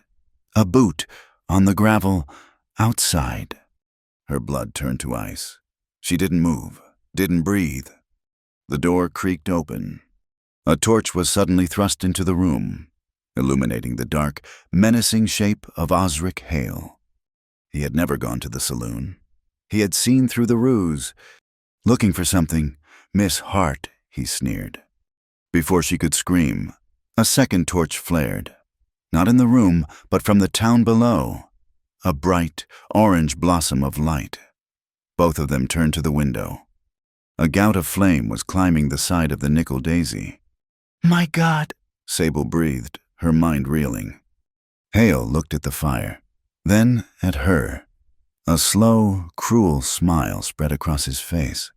"Seems your distraction worked a little too well," he said. "Or maybe someone else had the same idea."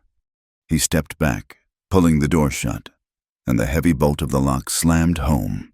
He was leaving her locked in, to be blamed for the fire, or to be forgotten. Sable ran to the door, pounding on it. "No, let me out!" Below, the bell of the Pillar of Dawn Chapel began to ring, a frantic, clanging alarm. The fire had been set at the back door, in the alley, a bottle of oil hurled against the wood. It caught fast, the old, dry timber exploding in flame. Marshal Crow was the first one there, drawn by Lenora's commotion just one street over. "Water, get a bucket brigade," he roared, pulling his coat off to beat at the flames. Sable, trapped in Hale's office, was frantic. She looked at the window. It was high. She grabbed a chair, smashed the glass, and screamed. Crow heard it, a faint cry over the roar of the fire and the shouting. He looked up the hill, toward the mine head. He saw her, halfway out the window. "Sable!" He turned to the men. "Douse this, keep it from spreading." He drew his revolver and fired twice into the air. "Hale, open that door." Sable, in desperation, climbed out the window, cutting her hands on the glass. She hung for a moment, 10 feet above the hard-packed ground, and let go. She landed hard, pain shooting up her ankle, but scrambled to her feet. She ran, limping, down the hill. Just as Crow was running up, they met halfway. "He locked me in," she gasped, clutching her side. "Hale! He was there. He knew the map. It's gold. Marshal, it's gold." Crow didn't pause. He grabbed her arm, half dragging her toward the fire, where Caleb and, impossibly, Lenora were already part of the bucket brigade, passing sloshing pails from the town well. They fought the fire for an hour, a desperate, chaotic battle in the smoke and flickering orange light. They saved the saloon. Barely. The back wall was a charred, smoking ruin, but the building stood. Sable sat on the boardwalk opposite, shaking, her hands bleeding, her ankle throbbing. Crow was examining the alley, his lantern held high. The smell of burnt wood and kerosene filled the air. "Marshal," Caleb said, approaching him, his face black with soot. Crow didn't look up. He was crouched by the charred wall. "He's not stupid. He's just arrogant." He held up his lantern, scratched deep into the wood of the neighboring building. Deliberately, where the fire hadn't reached, was a crude symbol, a hammer, crossed with a pickaxe, the mark of the miners. Sable saw it and shook her head. It wasn't the miners. It was Hale, or someone he paid. "I know," Crow said, his voice a low, dangerous rumble. He stood, his shadow looming huge against the wall. This wasn't a warning. "Miss Hart, this was an attempt to clear the board. He tried to burn you and the saloon down in one night, and he used this symbol to point the finger at his own men. He's overplayed his hand." The dawn was a reluctant smear of bronze and gray, bleeding into a sky that felt as bruised as the charred back wall of the Nickel Daisy. Rook's Ferry was quiet, but it was the silence of a held breath, not of peace. Sable, her ankle tightly bound, moved with a painful stiffness as Caleb helped her onto her horse. She had refused to stay behind. The payroll ledger, the one she had stolen from Hale's office, was wrapped in oilcloth and tucked deep into Caleb's saddlebag. It was the only proof they had of Bridal's financial crimes, and it felt as hot and dangerous as a lit stick of dynamite. They rode out not on the main road, but north, following the winding, secretive path of the Silver Vein River. The air was cold, carrying the sharp, metallic smell of the water and the damp earth. The landscape itself felt like a witness. Gnarled willows, their leaves shed, trailed skeletal fingers in the fast-moving current. The banks were wide gravel bars, scoured clean by the recent storm, and the entire valley was hemmed in by the silent, watchful red rock mesas. They were fugitives in their own town, hiding a truth that no one seemed to want. Sable's leg throbbed with every step of the horse, a dull, rhythmic pain that matched the anxiety in her chest.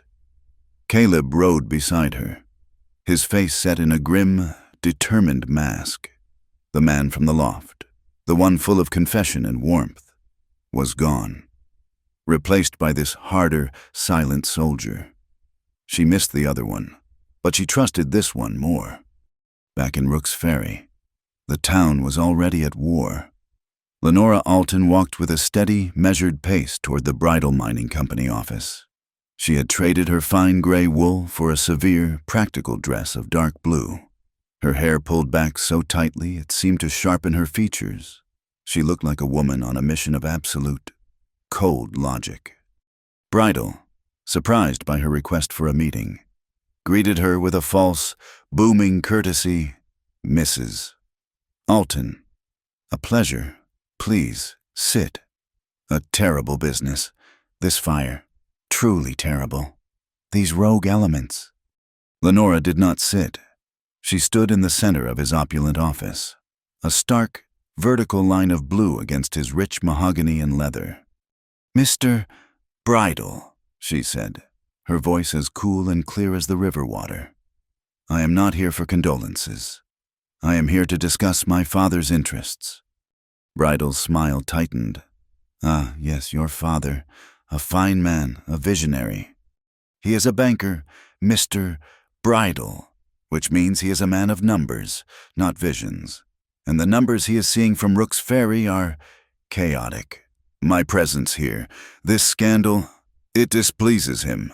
It makes his assets, your chapel's mortgage, unstable." "I assure you," Bridal began, "my intentions are only to stabilize this town." "Your intentions," Lenora cut him off, her voice like ice, "are creating a public relations disaster that is threatening my father's trust. This feud you have with the saloon is making me look foolish, and by extension, it is making my father look weak. He does not like to look weak." Bridal stared at her, reassessing. This was not the hysterical, wronged wife. This was her father's daughter. "What do you propose, Mrs. Alton?" he asked, his tone shifting from paternal to professional. "I propose an end to this. My husband is a fool, driven by misplaced sentiment. The saloon girl is a triviality. But your methods, Mr. Hale's public blockade, the fire, they are clumsy. They invite scrutiny. My father and I believe in discretion. She let the words hang. I believe we want the same thing, Mr. Bridle, order, profit. An end to this unfortunate distraction. Perhaps if you were to be transparent with me about your local charitable endeavors, I could reassure my father that your stability is worth his investment. Bridle's smile returned, this time genuine. He saw an ally, a cold, calculating, wounded woman looking to protect her inheritance. Mrs. Alton, Lenora. I believe you and I are going to understand each other perfectly. Let me show you the good work we're really doing. It's all here, in my private accounts for the Temperance Relief Fund. While Lenora navigated the shark's den, Marshal Crow was digging in his own tide pool. He was at the county clerk's office, a small, dusty room piled high with manifests and deeds. He had reviewed the fire report, which was useless. He was now, for the third time, staring at the property deed for the Nickel Daisy. It's clean, the clerk, a young man named Finnerty, insisted, filed proper. It's too clean, Crow grumbled. He held the document Mrs. Prynne had signed, the original loan from Whitlock. He then held up a new document, one that had been filed the day before the fire. It was a deed of transfer, a quick sale. It transferred the saloon's ownership from Mrs. Prynne to a holding company, Temperance Relief, LLC. She sold it, Finnerty said with a shrug. Guess she saw the writing on the wall. She never mentioned it to me, Crow said. His eyes narrowed. He looked at the signature, Agnes Prynne. It was flowery, perfect. He then looked at the signature on the original loan. It was a crabbed, tight, practical signature. The A was completely different. The P had no loop. Finnerty, Crow said, his voice a low growl. Get me every document Mrs. Prynne has ever signed with this office.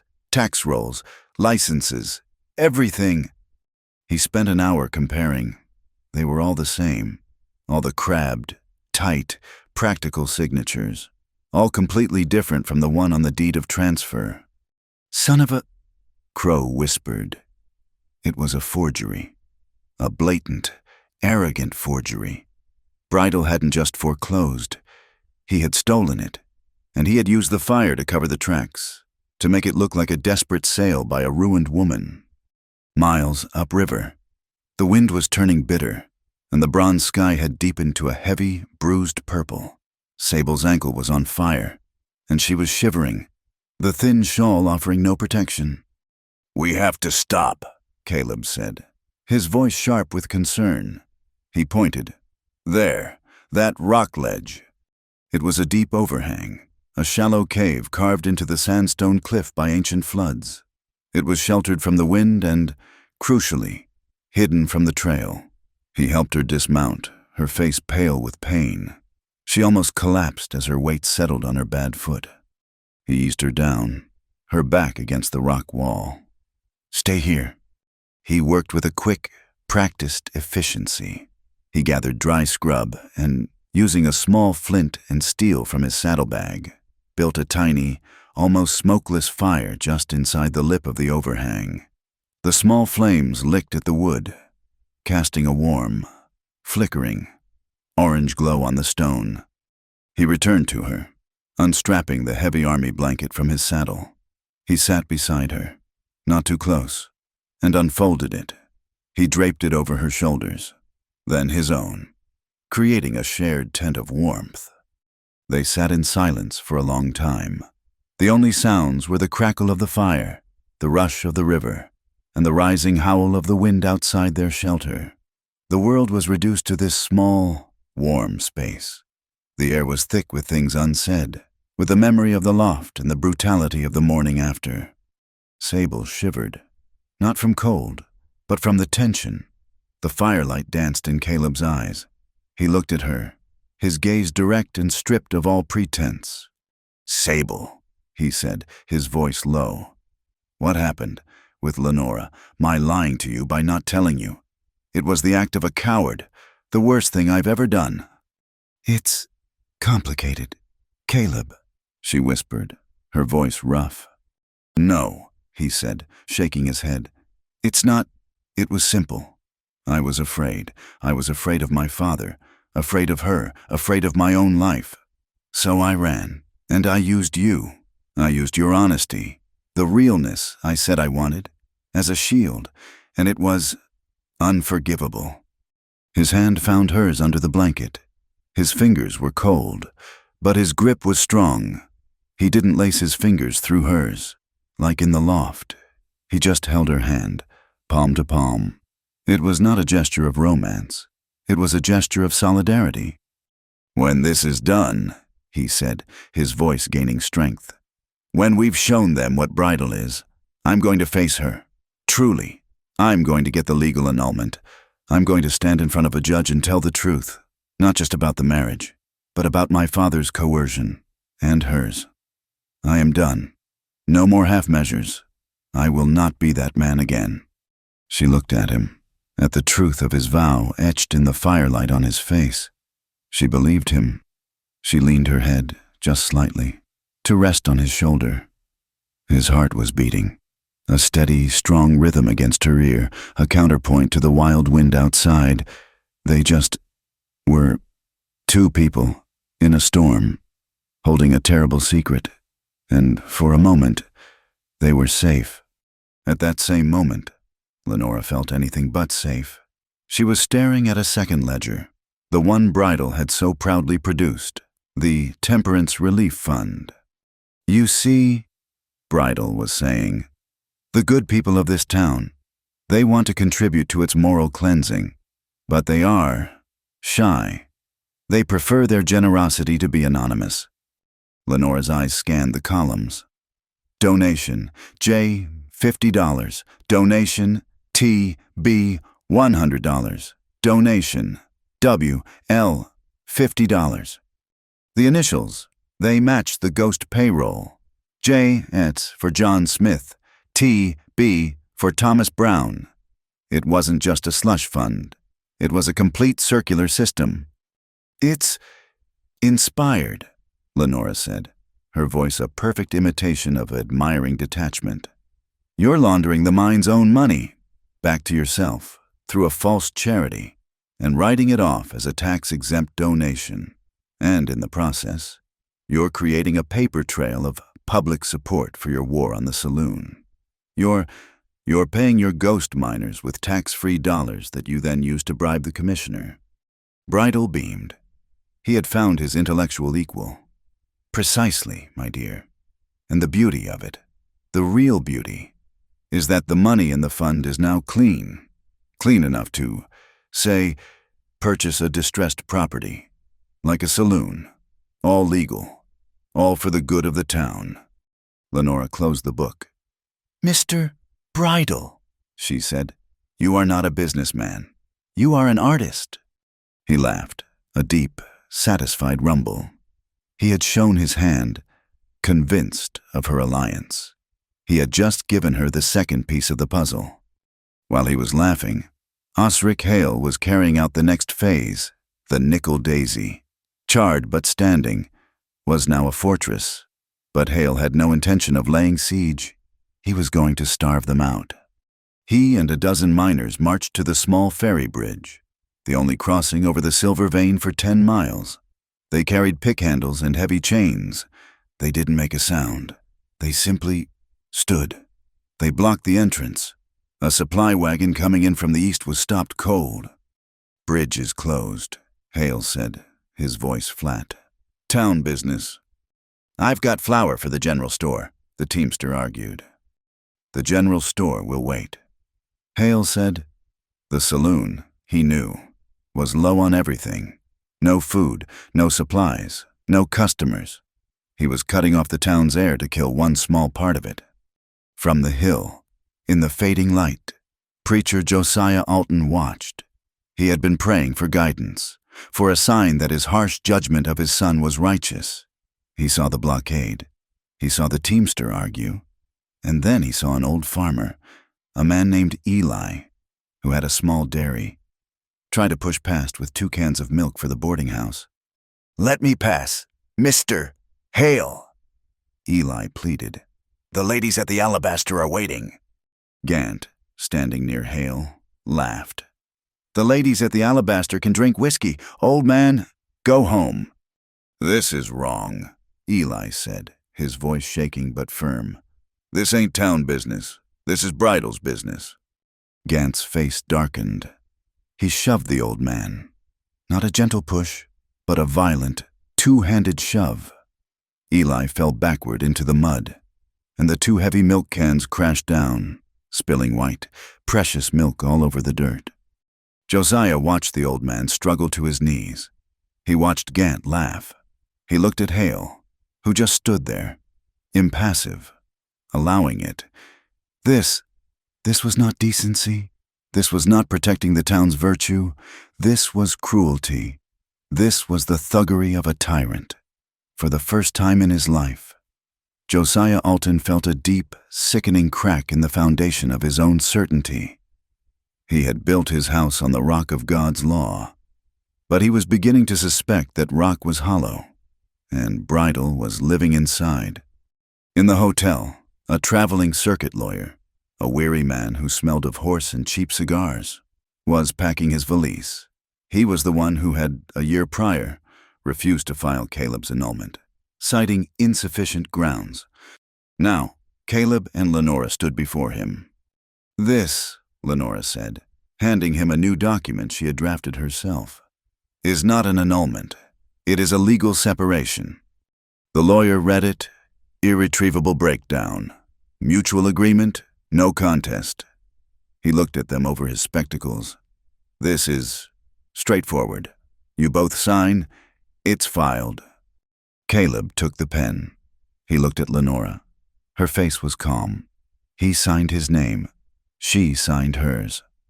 "It's done," the lawyer said, blotting the ink.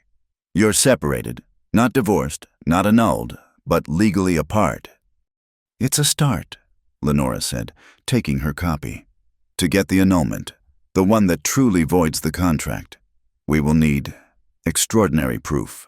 Proof that the marriage was based on coercion and criminal fraud. Something to convince a judge to dissolve my father's power." She looked at Caleb. "We need that gold map, Caleb. And we need that shadow ledger. We need to burn his whole kingdom down." As dusk turned to a starless, heavy night, 2 riders slipped back into town, avoiding the bridge, and stashed their horses in the livery. Sable hid the ledger under a loose floorboard in the empty stall. They found the nickel daisy dark. The blockade was holding. Inside, Mrs. Prynne and Silas sat in the cold, unlit main room. "They've cut us off, Sable. Mrs." Prynne's voice was a ghost in the dark. "The last of the bread was for breakfast. They wouldn't even let the Iceman through." The saloon was dead. The hope was gone. Sable stood in the dark, her ankle a searing, hot agony. She looked at the shadows, at the silhouettes of the 2 people who had given up. She thought of the forgery. She thought of the gold. She thought of Hale's arrogance and Bridal's greed. And she got angry. She limped to the back room, to the small storage closet that had been her dressing room. She knelt, wincing, and her fingers found the loose floorboard she had set aside years ago, her secret stash, her running away fund. But it wasn't money. She pulled the board up. Underneath was a large, heavy sack of cornmeal. She hauled it out, dragging it into the main room. "Silas," she said, her voice cutting through the gloom. "Light the stove, the kitchen one." "Sable, there's nothing to cook," he said, his voice dull. She tore the top of the sack open. The fine, yellow powder spilled onto the table. Her smile was not a happy one. It was a tight, fierce, stubborn baring of teeth in the dark. "There is now," she said. "He can't starve a song out of us. We'll have cornbread, and we'll eat it by candlelight." as Silas fumbled for a match and the stove began to clink and rattle. A low, deep rumble shook the very foundations of the town. It was not from the mine. It was from the west, from the high, dark peaks of the mountains. A silent, flickering flash of lightning illuminated the jagged spine of Butcher's Crown, silhouetting it against the black, boiling clouds. The air in the saloon, even with the windows closed, suddenly felt heavy, charged, and electric.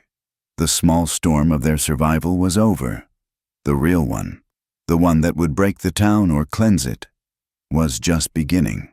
The town's morality party was not a party at all. It was an execution of joy, held in the stark till echoing main hall of the town's small civic building, under the banner of the Temperance Relief Fund. Magnus Bridle had gathered the town's self-proclaimed righteous for an evening of dry cake, weak lemonade, and venomous piety. It was the perfect hunting ground. Lenora moved through the stuffy room like a gray wolf, her smile a polite, Arctic landscape. Her target was Finnerty, the county clerk, a nervous, sweating man whose ambition far outstripped his spine. She found him near the punch bowl, preening under the attention of the blacksmith's wife. "Mr. Finnerty," Lenora said, her voice a cool balm in the hot room. "A word, if I may." Finnerty practically tripped over himself to obey. "Mrs. Alton, of course." "My father," Lenora began, her voice a confidential whisper, "is most impressed by Mr. Bridle's commitment to this town. He asked me to convey his personal appreciation to the men who facilitate such good work." She let her gaze fall to the heavy brass key that hung from a chain on Finnerty's belt. The key to the county records safe. Such responsibility. You must be a man of great trust. Finnerty puffed out his chest. "I do my best, ma'am." "I'm sure you do." At that exact moment, across town, a sound ripped through the night. It was a piano. Not the sad, slow ballads of the Nickel Daisy, but a riotous, joyful, brawling sound. It was ragtime, fast and furious, each note a spark flying from an anvil. The blockade of miners at the saloon turned, confused. The music was coming from inside. Sable was playing. She was playing for an audience of 3 misses: Prynne, Silas, and a single defiant old prospector who had snuck in the back. But she played as if for a crowded house, her fingers flying over the keys, the music a symphony of defiance that spilled out into the street, a brazen challenge to the pious silence Bridle had tried to impose. It was a beautiful, glorious noise. Back at the party, heads turned toward the sound. "What is that racket?" the blacksmith's wife hissed. Lenora seized the moment. "Oh, my!" she gasped, stumbling, her hand flying to her heart. She swayed, pitching forward directly into Finnerty. "The heat! I feel quite faint." He caught her, his arms full of her surprisingly solid frame. For one chaotic second, his world was a dizzying mix of expensive wool and the scent of lavender. Her gloved hand brushed against his belt, a frantic, fumbling gesture as she steadied herself. "My apologies," she breathed, pulling back, her face a mask of delicate distress. "How embarrassing." "Not at all, Mrs. Alton," Finnerty stammered. His face beat red. "Can I get you some water?" "That would be most kind." As he scurried away, Lenora's gloved hand slipped into her reticule. Nestled inside, cold and heavy, was the brass key. While the town was distracted by a fainting spell and a piano, Caleb slipped through the back door of the county office. He moved through the darkness with a silent, desperate urgency. He found the records room, the air thick with the smell of old paper and sealing wax. He didn't need the key. The forged deed wasn't in the safe. It was in the public filing cabinet, a piece of arrogant, open-air fraud. He found it, just as Crow had described. He pulled it out, along with the payroll ledger he had been told to look for. He didn't have time to steal them. He needed proof, not possession. He lit a single, shielded candle. He took out a thin sheet of paper and a small stick of charcoal. He placed the paper over the embossed county seal on the forged deed and began to rub, gently, firmly. The image of the seal, the eagle and the motto, slowly materialized on the paper, the false seal. Then he moved to the payroll ledger for the mine, the list of ghost workers.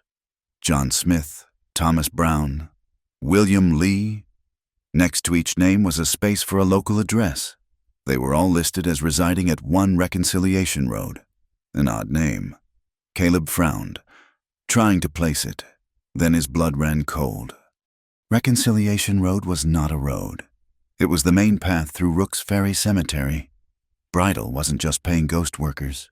He was paying the dead. At that same moment, Marshal Crow was not in town. He was waiting, hidden in a thicket of cottonwoods down by the now unblockaded bridge. He'd been watching for an hour. Finally, he saw him. Osric Hale, riding alone, carrying a heavy burlap sack. He was meeting a rider from the east, a courier. Crow stepped out of the trees, his shotgun held loosely, but with purpose. "Evening, Osric." Hale reined in his horse, his face impassive, but Crow saw the flicker of panic in his eyes. "Marshal, just stretching my horse's legs."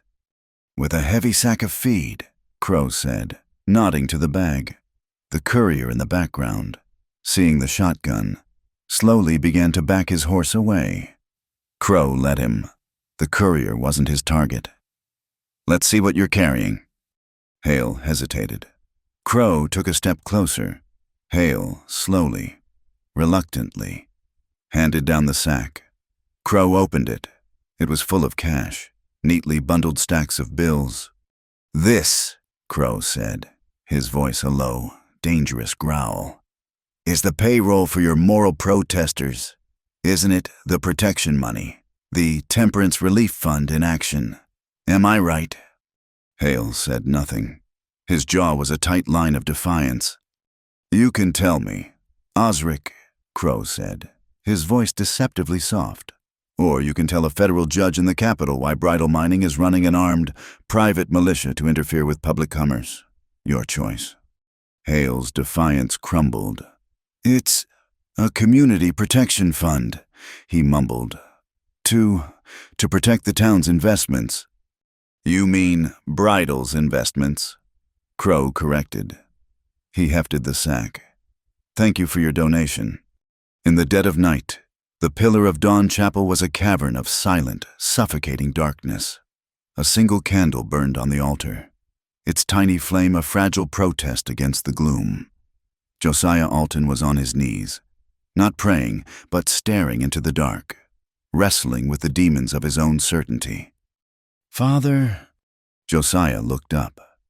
Caleb stood at the back of the sanctuary, a silhouette against the moonlit doors. "You are not welcome in this house," Josiah said, his voice a dry rustle. "This is not your house," Caleb replied, his voice echoing in the vast space. "And I'm not here for your blessing." He walked down the aisle, his boots loud on the stone floor. He stopped beside the pulpit where he had been raised, the pulpit he had been expected to inherit. "You saw what they did," Caleb said. "You saw Gant shove an old man to the ground for a can of milk. You saw them blockade this town, and you said nothing. You stood by and blessed it with your silence." "It was the price of sin," Josiah retorted, rising to his feet, his gaunt frame trembling. "The town had to be cleansed." "Cleansed," Caleb's voice was sharp with a lifetime of suppressed rage. "Or conquered. You handed Magnus Bridle a sword, and you called it the Word of God. You gave him the moral authority to steal and to terrorize, all because you were angrier at me for a moment of human weakness than you were at him for a lifetime of avarice." "You shamed me," Josiah cried, his voice breaking. "No," Caleb shouted, the word exploding in the sacred space. "I disappointed you. There's a difference. I was a man, and you wanted a mirror. You wanted a perfect reflection of your own righteousness. And when you saw a crack, you tried to shatter it." They stood, chest to chest, father and son, two sides of the same cracked mirror, the tiny candle flame dancing in their furious eyes. "He owns you, Father," Caleb said, his voice dropping to a harsh whisper. "Through Lenora's father, he owns this chapel. Your righteousness, it's mortgaged, and the price is your soul." The truth of it hit Josiah like a physical blow. He staggered back, clutching the pulpit for support. He looked at the cross on the altar, at the empty pews, at the son he had cast out. He saw it all, suddenly, with a terrible, searing clarity. His fear, his pride, his terror of being seen as a failure. Tears streamed down his face. "I was afraid," he whispered, the confession a ragged, broken thing. "My son, I was so afraid of losing everything that I turned justice into a dogma. I turned God into a shield for a coward." He reached out, his hand trembling, and pulled Caleb into a fierce, desperate embrace. He sobbed against his son's shoulder, the sound of a man's heart breaking open after a lifetime of being sealed shut. In the pre-dawn quiet, Lenora and Sable sat in the cold, dark kitchen of the Nickel Daisy. The smell of cold cornbread hung in the air. "He's a complicated man," Lenora said, staring into a cup of cold coffee. "They all are," Sable replied. She rubbed her throbbing ankle. "I'm sorry, Lenora, for my part in this." Lenora looked at her, a small, genuine smile touching her lips for the first time. "You have nothing to be sorry for. You were just a port in his storm. I was the harbor he was chained to." She paused. "You know, for 2 years, I imagined what you would be like, the kind of woman he would run to. I imagined you as weak, predatory, simple." She shook her head. "I was a fool. And I imagined you as a shrew," Sable admitted, cold and unforgiving. "Perhaps I was," Lenora said. "Perhaps this town, this fire, has burned some of the ice away." She met Sable's gaze, and in that moment, there was a profound and absolute understanding. We both just want to be free, don't we? To not have our lives dictated by the signature of a rich man on a piece of paper. To sing our own songs, Sable agreed. Their alliance was sealed not with a handshake, but with a shared, weary smile. Bridal, sensing the shift in the town's winds, played his next card. At dawn, a new notice was nailed to the saloon's door. It was official, embossed with the county seal. Effective immediately by order of the Rooks Ferry Decency Council and the county commissioner. The Nickel Daisy is hereby closed for violations of public morality. It was signed by Commissioner Bartholomew. Caleb presented his evidence to Crow in the back of the livery. The charcoal rubbing of the fake seal, the list of the dead miners, the second ledger Lenora had procured from Bridal's office, and the bag of Hale's cash. Crow looked at it all, spread on a horse blanket. "It's enough," he said, his voice grim. "It's more than enough, but it's all useless right now. This is just paper and charcoal. Son, to make it real, to make it a weapon, it needs the light of day. It needs a public stage." Bridal felt the noose tightening. He didn't know how, but he knew his enemies were moving. He summoned Osric Hale. "The girl," Bridal snarled. "She's the heart of this, the symbol. I want her gone. Take her, quietly. Take her up to the old prospector's cabin on Butcher's Crown. Keep her there, until this is all. Resolved. Send a message to the marshal. An anonymous tip. Tell him the preacher's son has run off with the saloon girl. Create more chaos." Hale nodded. "I'll need a letter, something to get past the new guards at the saloon." "I'll write it myself," Bridal said.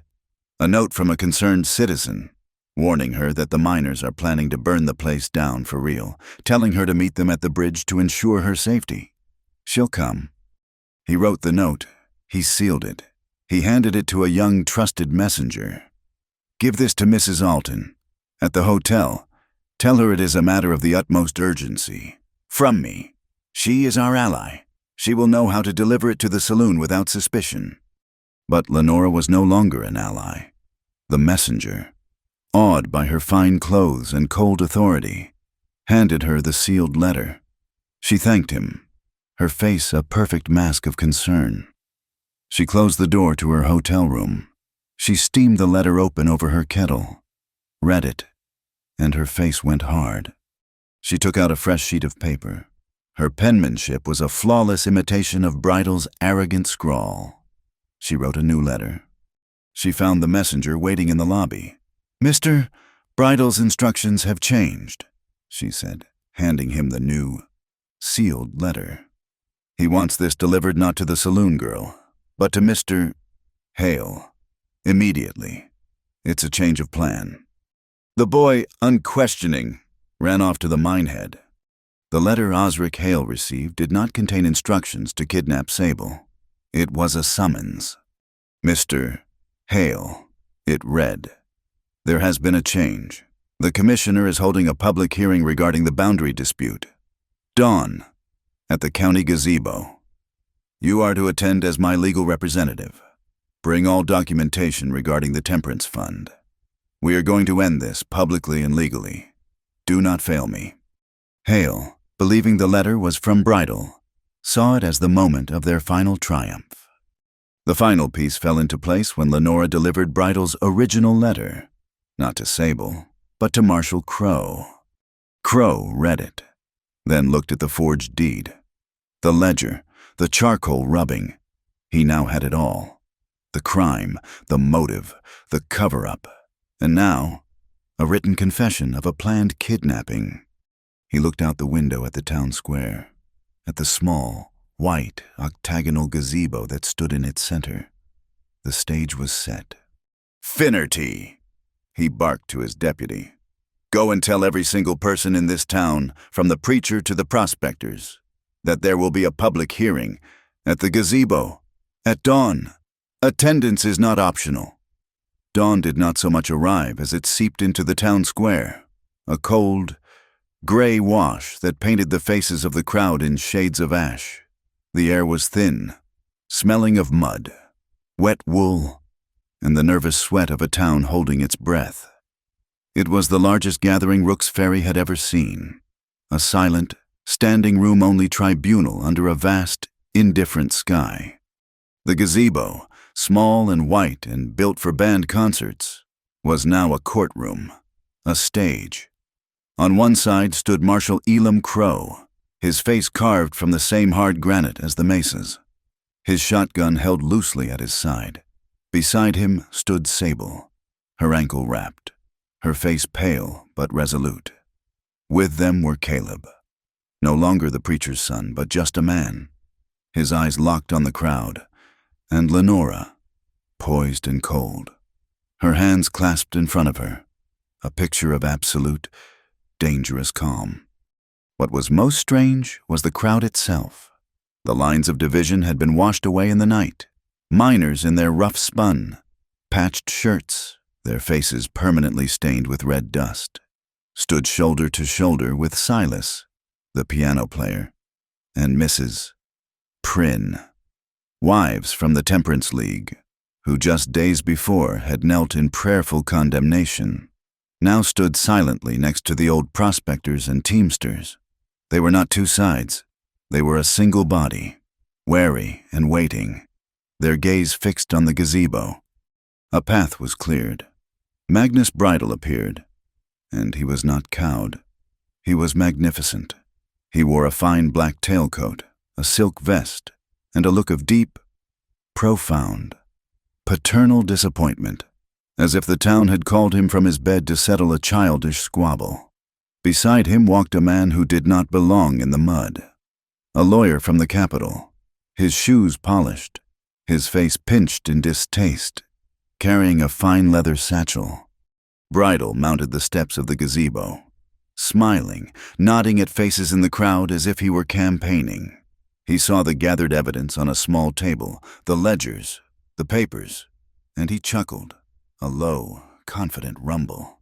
"Marshal!" he boomed, his voice coating the square.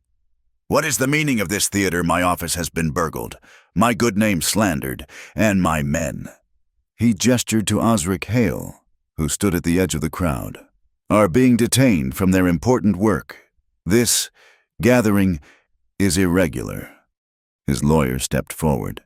"Indeed, any documents you have are fruit of a poison tree, illegally obtained, and I will remind you, Marshal, that all of Mr. Bridle's acquisitions, including the property known as the Nickel Daisy, are filed, stamped, and sealed with the official county seal. It is all perfectly legal." Legal. Crow's voice cut through the air. A flat, dry sound. "Let's talk about what's legal." He stepped forward, holding up 2 pieces of paper. "This," he said, holding up the original loan document, "is Mrs. Agnes Prynne's signature. We all know it. Tight, careful."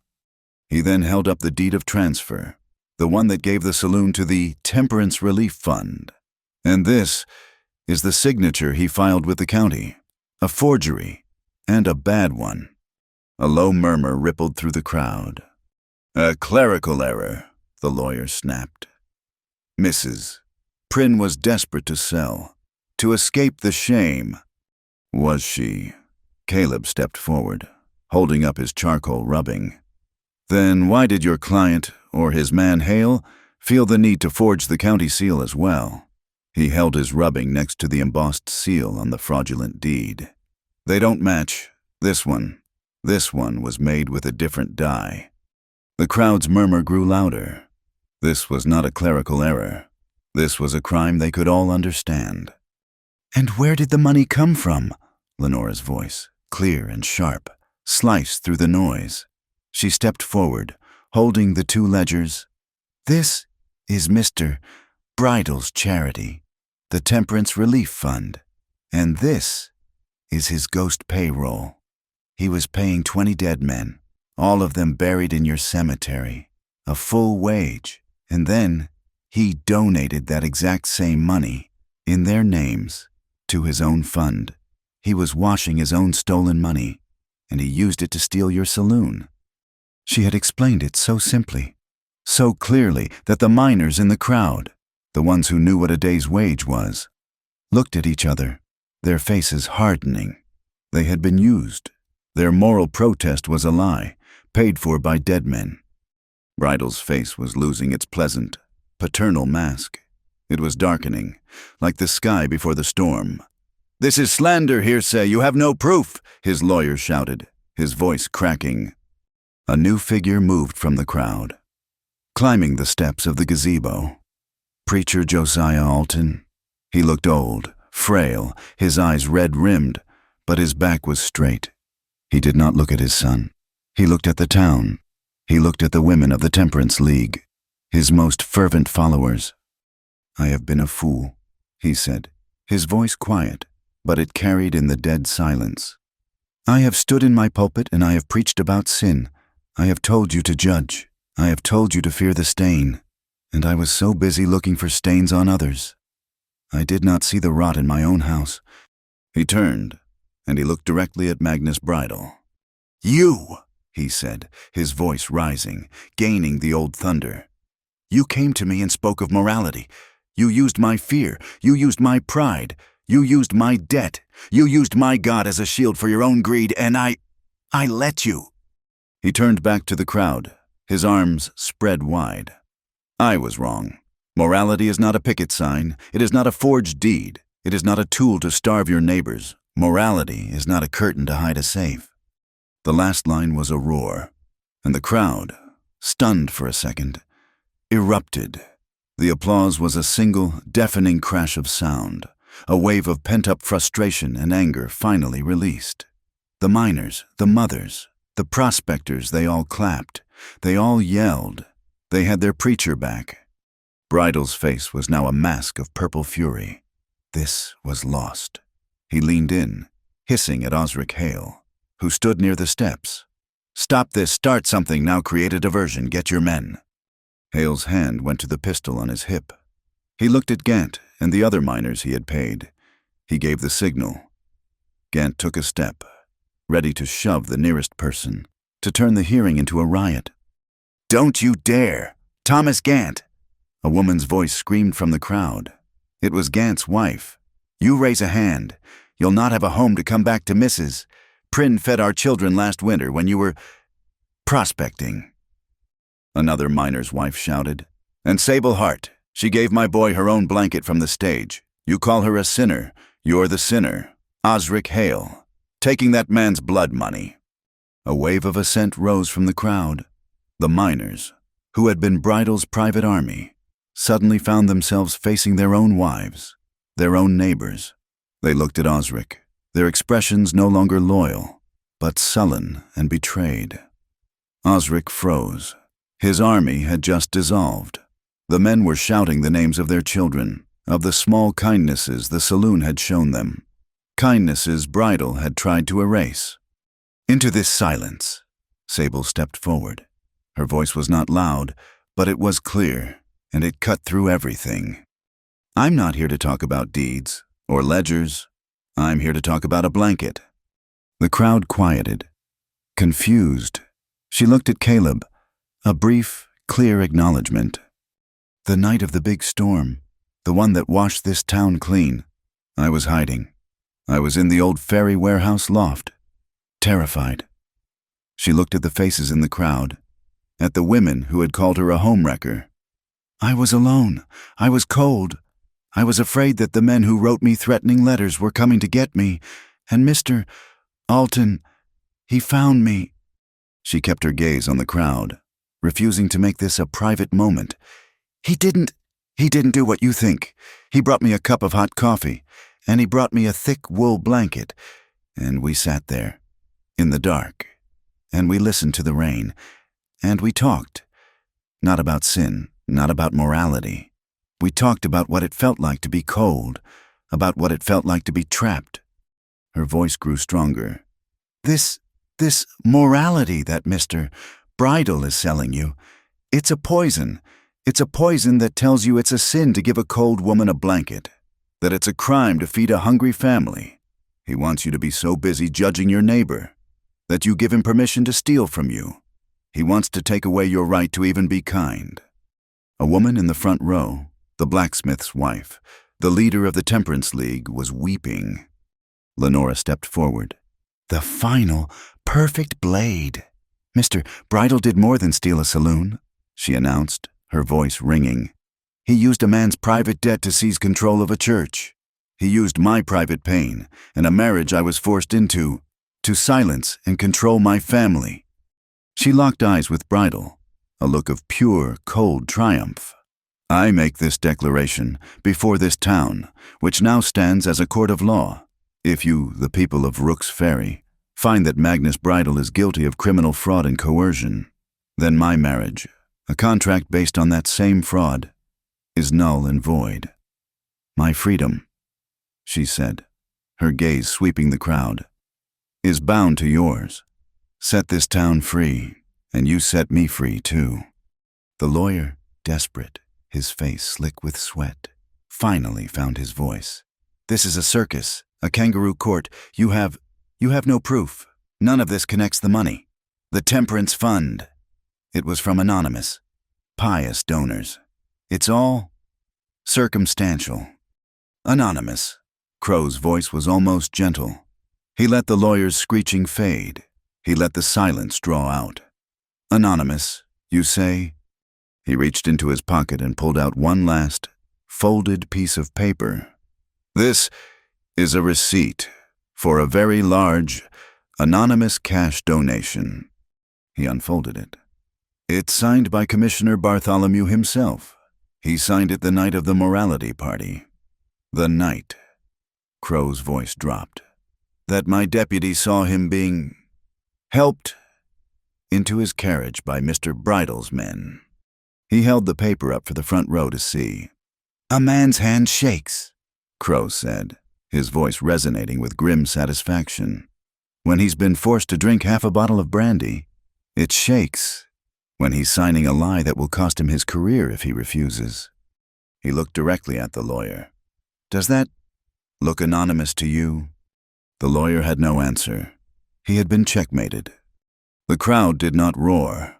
It was a low, rising sound. A growl. It was the sound of a people who had been fooled, and who were done. From the pillar of Dawn Chapel, a bell began to toll. Clear and slow. 1, 2, 3.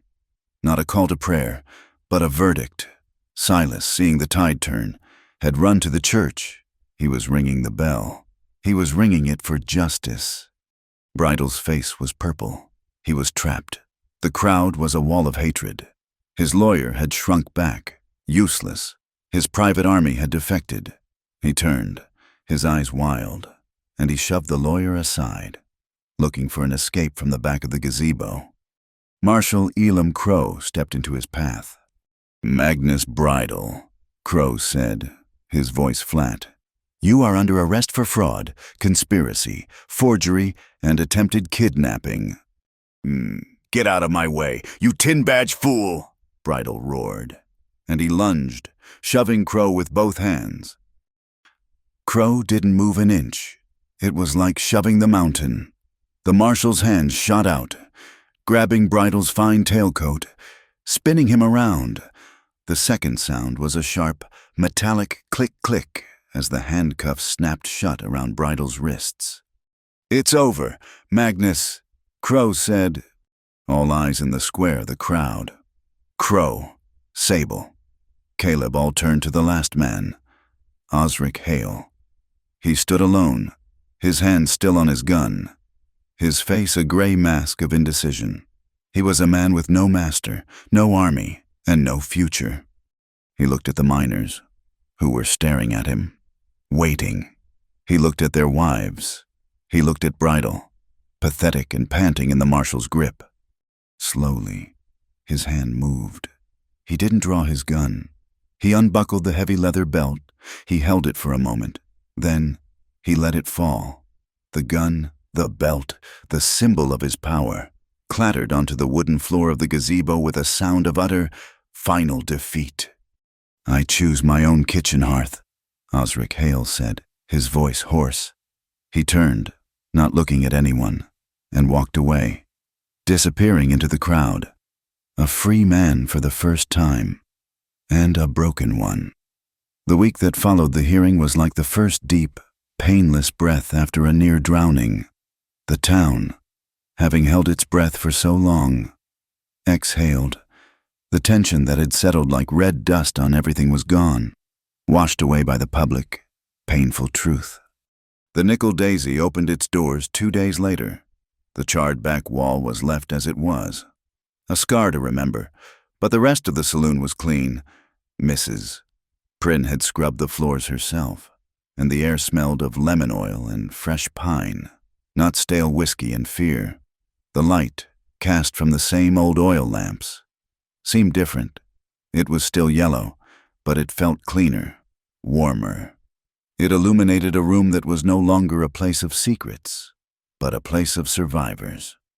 And next to the piano, where the forged closure notice had been nailed, Silas had hung a new, hand-painted sign. It was simple, in bold black letters, "No back wages, ever." The legalities were handled in the same quiet, decisive way. In the Weary Circuit lawyer's office, the three of them stood before his desk, Caleb, Lenora, and Sable. The air was not charged with jealousy or resentment. It was still marked by a profound, shared exhaustion. "With the testimony of Preacher Alton," the lawyer said, stamping the final document, "and the clear evidence of coercion and fraud presented by Mrs. Alton. The original marriage contract is found to have been entered under duress. It is null, void, and of no effect." It was done. Caleb looked at Lenora, his face a complex map of regret, gratitude, and release. "Lenora, You don't need to say it, Caleb," she said, her voice soft, not cold. She took the offered paper. She was free. Outside, on the muddy boardwalk, the three of them stood in the bright, unforgiving sunlight. There was a moment of profound, awkward silence. This was the end of their strange, terrible triangle. Lenora was the first to move. She turned to Sable. "My stage leaves in an hour." "Where will you go?" Sable asked, her voice quiet. "Gull Lantern Bay," Lenora said, and the very name, smelling of salt and fog, seemed to belong to her. "My father's reach does not extend to the ocean. I have some funds he does not know about. I think I shall open a shop. Something with books or maps." A small, real smile touched her face. Something quiet. Sable reached into the pocket of her dress. She pulled out a small, simple pin of tarnished silver, shaped like a feather. It had been her mother's. She pressed it into Lenora's gloved hand. For the Alliance," Sable said, fumbling for the words. Lenora looked at the simple pin, then back at Sable. She closed her hand around it. "To remember a strange alliance." She agreed. Then she did something that shocked them both. She leaned in and gave Sable a quick, firm hug, a gesture of fierce, unspoken solidarity. She pulled back and looked at Caleb. "Be real, Caleb," she said. It was not a judgment, but a final piece of advice. "It's harder, but it's better." She turned and walked to the hotel to retrieve her bags. A straight-backed, elegant figure, disappearing from their lives as cleanly as she had entered. Their next visitor came that evening, as Sable was stacking clean glasses. The bat-wing doors swung open, and preacher Josiah Alton entered the saloon. It was the first time he had ever set foot in the building. He was dressed in his simple black frock coat, but he held no Bible. He held his hat in his hands. He looked smaller, humbled. He walked to the bar, where Sable stood drying a glass, and Caleb stood, frozen, near the stage. "Miss Hart," Josiah began, his voice rough, thick with a shame that was still new to him. I have come to—" He stopped, unable to find the words. He looked at the floor, then at her, his eyes red-rimmed. "I called you a stain, a Jezebel. I used my pulpit to incite this town against you. I was a Pharisee. I was a coward.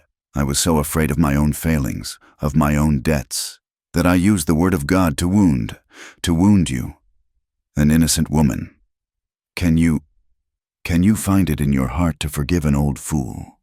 Sable stopped wiping the glass.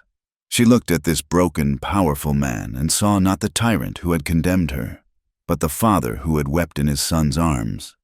"I can, preacher," she said, her voice soft. We were all of us trapped." Josiah nodded, tears welling. He then looked at Caleb. "My son, the rectory. It is your home, if you will have it." "I thank you, Father," Caleb said, his voice thick. "But I think I'm done with that house." Josiah nodded, as if expecting it. "Then I will not stay." He walked to the door, then paused.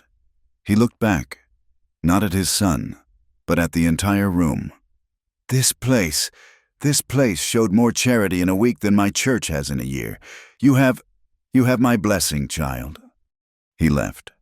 The next day, the townspeople noted that the grim, judgmental scripture that had hung outside the Pillar of Dawn Chapel for 20 years was gone. In its place, a newly painted sign hung. In Josiah's own, careful script, "What doth the Lord require of thee?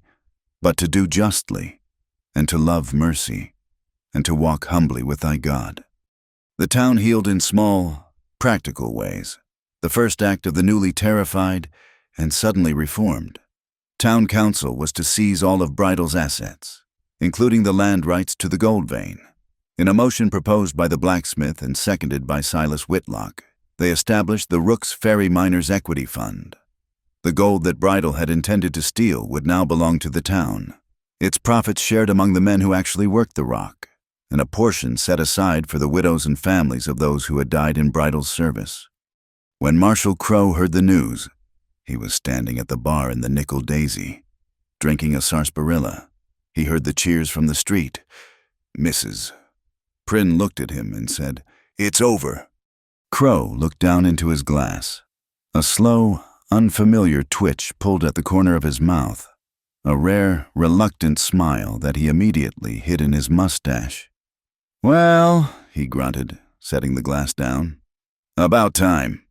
The last remnants of Bridle's power Gant and a few other disgraced miners tried one last time to poison the well.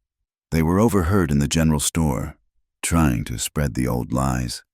"Still say she's a—" Before Gant could finish the word, the blacksmith's wife, the former head of the Temperance League, slammed a 2-pound sack of flour on the counter.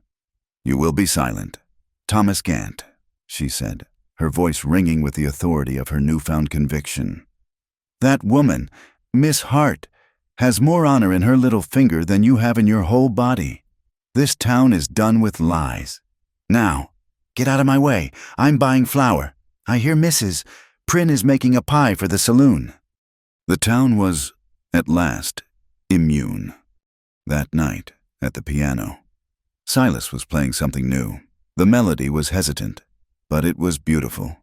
It was a ballad, but it wasn't sad. It was a song of quiet strength. Sable came to stand beside him. "What's that, Silas?" she asked. He blushed. "Just something I've been working on. A new song for the new saloon." He looked at the keys. "I'm calling it Silver Vein, Golden Heart." Sable smiled. A real, warm smile. "It's beautiful. Silas, play it again." As he began to play, she looked at a new picture hanging on the wall by the bar. It was a new daguerreotype, taken just that morning. It was a small, stiffly posed group. Sable, her hand on Mrs. Prynne's shoulder. Caleb, standing beside her, his gaze steady. Marshal Crow, looking deeply uncomfortable. And Lenora, just before she boarded the stage, a silver pin on her lapel, a faint, secret smile on her lips. It was a photograph of the most unlikely family in the territory, the people who had rebuilt their own porch. The hours passed. The last customer left. Silas covered the piano and headed home. Mrs. Prynne had long since gone to bed upstairs. The saloon was empty, lit by a single lamp left burning on the bar. Sable was wiping down the last of the tables. Caleb was stacking chairs. They worked in a comfortable, domestic silence. The sound of their boots on the wooden floor was the only sound. He placed the last chair on its table. He turned and watched her. She was humming Silas's new tune, her back to him as she straightened the cloth on a table. "Sable," he said. She turned, a question in her eyes. He walked toward her, but stopped a few feet away. He was not the panicked savior from the alley, nor the passionate, desperate man from the loft. He was just Caleb. He looked at his hands, then at her. I've made a lot of promises in my life," he said, his voice low, his words careful. "Big ones, forever, honor, obedience. And I broke them all. I was hollow. I was a coward." "Caleb," she began, but he held up a hand. "I know. I'm not that man anymore. And I'm not going to make you one of those promises. I'm not going to promise you forever. I don't even know what that word means." He stepped closer, and his eyes were clear, honest, and full of a quiet, terrifying hope. "But I do know what today means, and tomorrow. So, I'm not asking for forever. Sable, I'm just asking if I can walk beside you every day that the sun comes up." She looked at him. She saw the man who had brought her coffee in the rain, the man who had faced down his father, the man who had held her hand in the dark, the woman who had spent her entire life running, her bag always half-packed, finally understood what it meant to stand still. She didn't answer with words. She just smiled. He offered his hand, palm up, a simple gesture, a question. She looked at his hand, the one that had once borne the pale, scratched groove of a lie, and was now just a man's hand, strong and calloused and empty. She placed her own in it. He drew her, not into a passionate embrace, but into the center of the empty room. There was no music, save for the memory of Silas's song. He placed his other hand gently on her waist. She rested her free hand on his shoulder. And they danced, a slow, silent waltz on the worn, wooden floor, their boots whispering in the silence. It was clumsy, and it was perfect. He leaned his forehead against hers, and she closed her eyes, breathing in the scent of lye soap and clean air. He pulled back, just enough to see her face. His hand moved from her waist, rising to rest gently over her heart, feeling its steady, calm beat. She covered his hand with her own. He kissed her. It was not the desperate kiss of the loft, nor the first, searching kiss of a new romance. It was light. It was warm. It was a promise. It was a vow, whispered in the lamplight, with no one but the saloon's ghosts as witnesses. Outside, the street was dark. The moon was high over Ash Mesa, bathing the town in clean, silver light a person walking by would have seen through the saloon window. Two figures standing in the center of the dark room, illuminated by a single golden lamp, holding each other as if they were the only two solid things in the world. And then the person would have walked on, leaving them to the quiet, leaving them to their peace, leaving them to their new, earned, and very real beginning. The harvest festival was a fragile truce with the harshness of the land. For one night, Rook's Ferry allowed itself to believe in softness, in abundance. Paper lanterns, painted with crude but cheerful suns and moons, swayed from awnings, casting a warm, honeyed glow on the muddy street. The air, for once, wasn't just dust. It smelled of roasted corn and spiced cider. From the newly cleaned porch of the Nickel Daisy, Silas played a gentle, hopeful tune on his accordion, a sound that mingled with the laughter of children and the low murmur of neighbors who were, for the first time in a long time, just neighbors. Sable stood in the doorway of the saloon, a mug of warm cider in her hands, watching. Caleb was by the horse trough, talking to the blacksmith, and the easy way he stood, the genuine smile on his face, made something warm and steady settle in her chest. This was peace. It was a foreign country, but she was learning its language. The first sign of trouble was not a sound, but a light, a hungry, angry, orange flicker against the dark bulk of Ash Mesa. It was in the wrong place. Too low to be a star, too high to be a campfire. Then came the smell, carried on the sudden, rising wind from the mesa, a bitter, acrid scent of coal and chemicals. "What is that, Mrs.?" Prynne asked from beside Sable. Marshal Crow, standing on the boardwalk, had already seen it. His face, which had been relaxed for the first time in weeks, hardened into its familiar granite lines. "The coal shed," he said, his voice a low, grim rumble. "At the mine head." It was not an accident. The shed was 100 yards from the nearest furnace. As they watched, the flicker became a bloom, a monstrous, orange flower that blossomed against the night sky, its petals of fire licking at the darkness. It was revenge, a last, desperate act of a kingdom that had fallen but whose venom remained. The wind from the mesa, which had been a playful breeze just moments before, turned into a steady, determined river of air. It picked up burning embers from the coal shed, sparks of malice, and carried them down the slope. Not toward the stone buildings of the main street, but toward the tinder dry wooden homes and shacks on the west side of town, where the miners and their families lived. Panic was a spark that caught faster than the fire.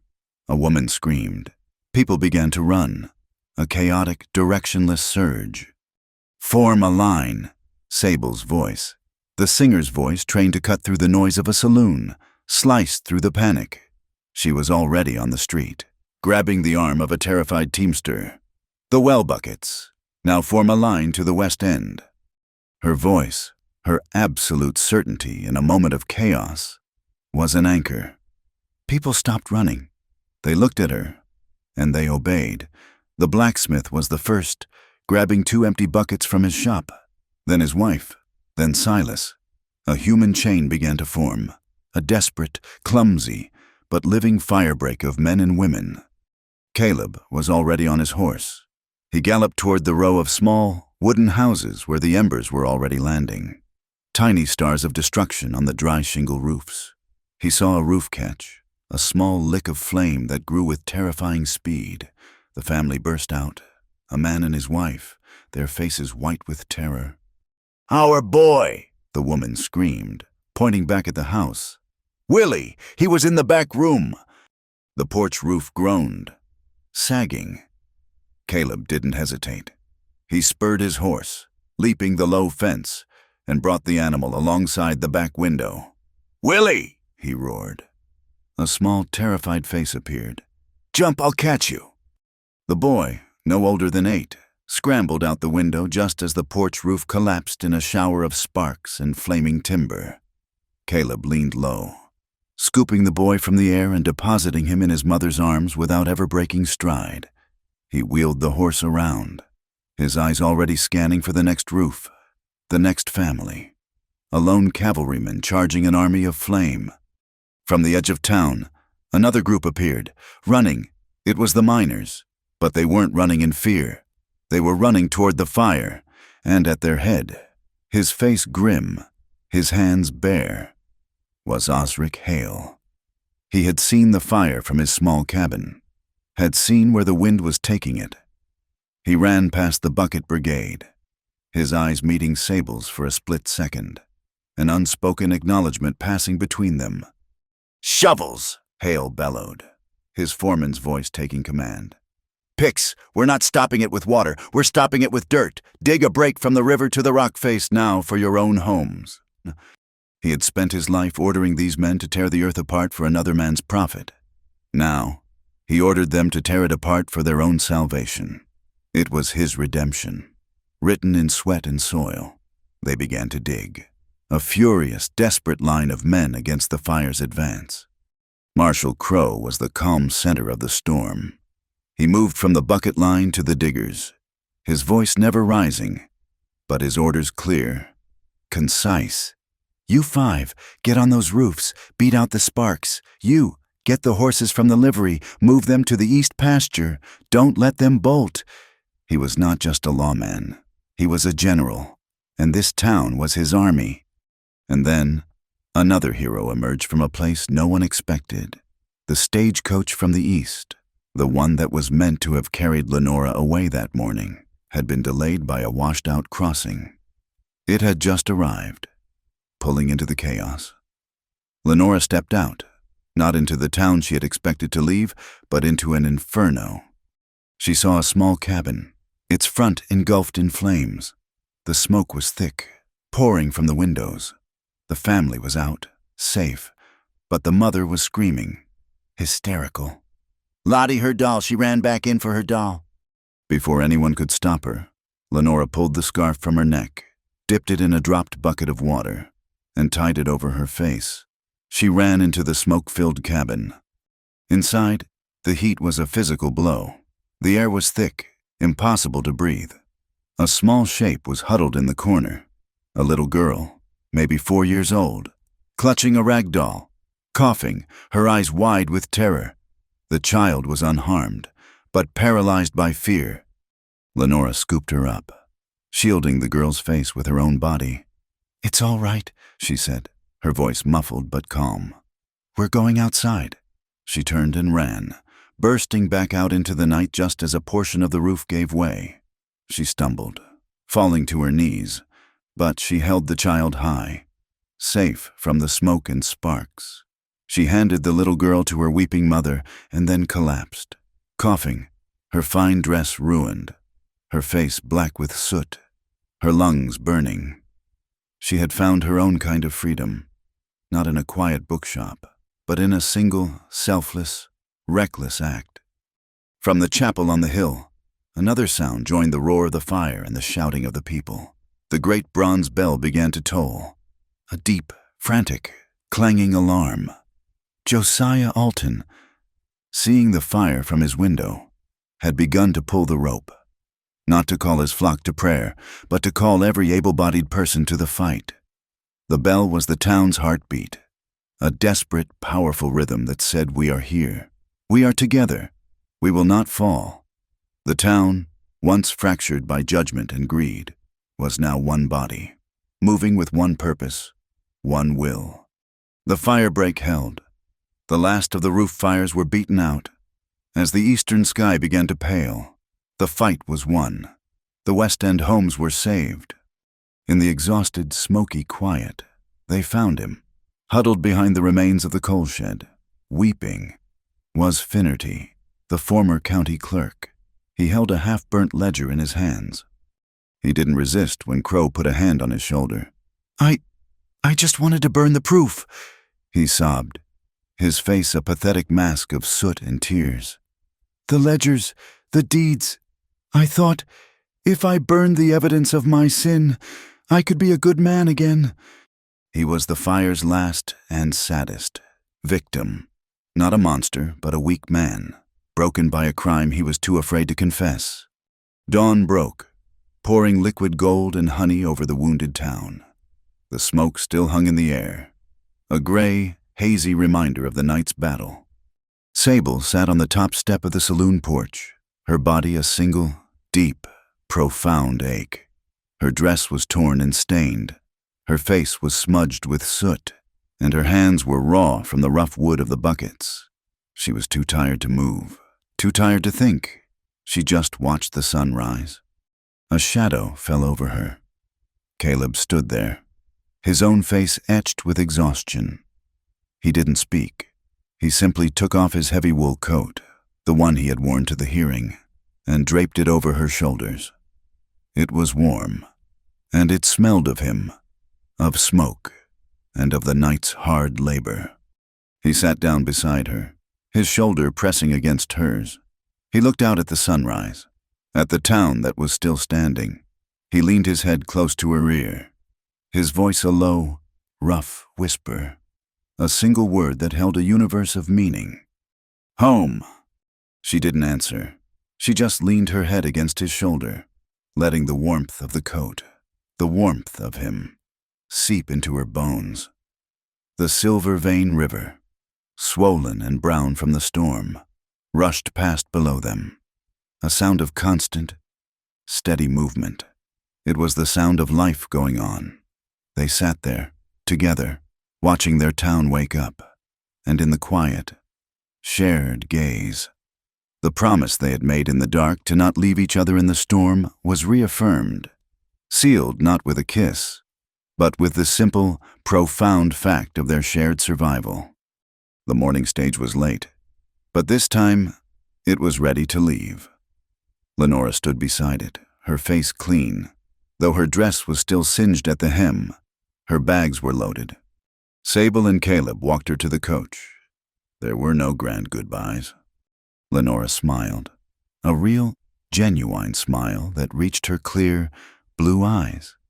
"Take care of this place," she said, looking from Sable to Caleb, and then to the town itself. "You've earned it." She climbed into the coach. As it pulled away, she leaned out the window and waved, not just to them, but to the whole town. Her face was bright with the promise of a new horizon.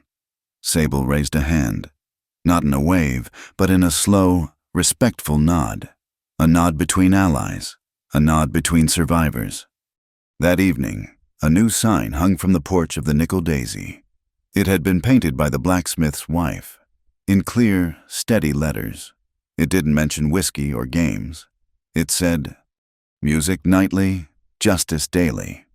Inside, the saloon was full, not with rough drunks, but with families, the miners, their wives, their children, the blacksmith, the teamster. They were all there, drinking cider and sarsaparilla, their faces tired but peaceful. Silas sat at the piano. He began to play his new ballad, "Silver Vein, Golden Heart." The melody filled the room, a song of sorrow and strength, of a town that had been broken and had healed itself. Sable walked to the small stage. She looked out at the faces, no longer a sea of threats, but a harbor of friends. She began to sing. Her voice was hoarse, smoky, but it was stronger than it had ever been. Caleb sat at the front table, his chair tilted back, his eyes on her. He wasn't her savior. He was just her audience. He was just her home. And as her voice soared on the final, hopeful note, the story came to its end, pulling every person in the room and every person listening, right along with it, to the very last, beautiful and hard-won sound. Thank you so much for listening to this story. I'd love to know where in the world you're tuning in from. So please drop a comment below and let's share our thoughts on Sable and Caleb's journey. If you enjoyed this tale, please subscribe to my channel. Wild West Stories 1850. Give this video a like. And if you'd really like to support this work, consider hitting that hype button to help this story reach more listeners just like you.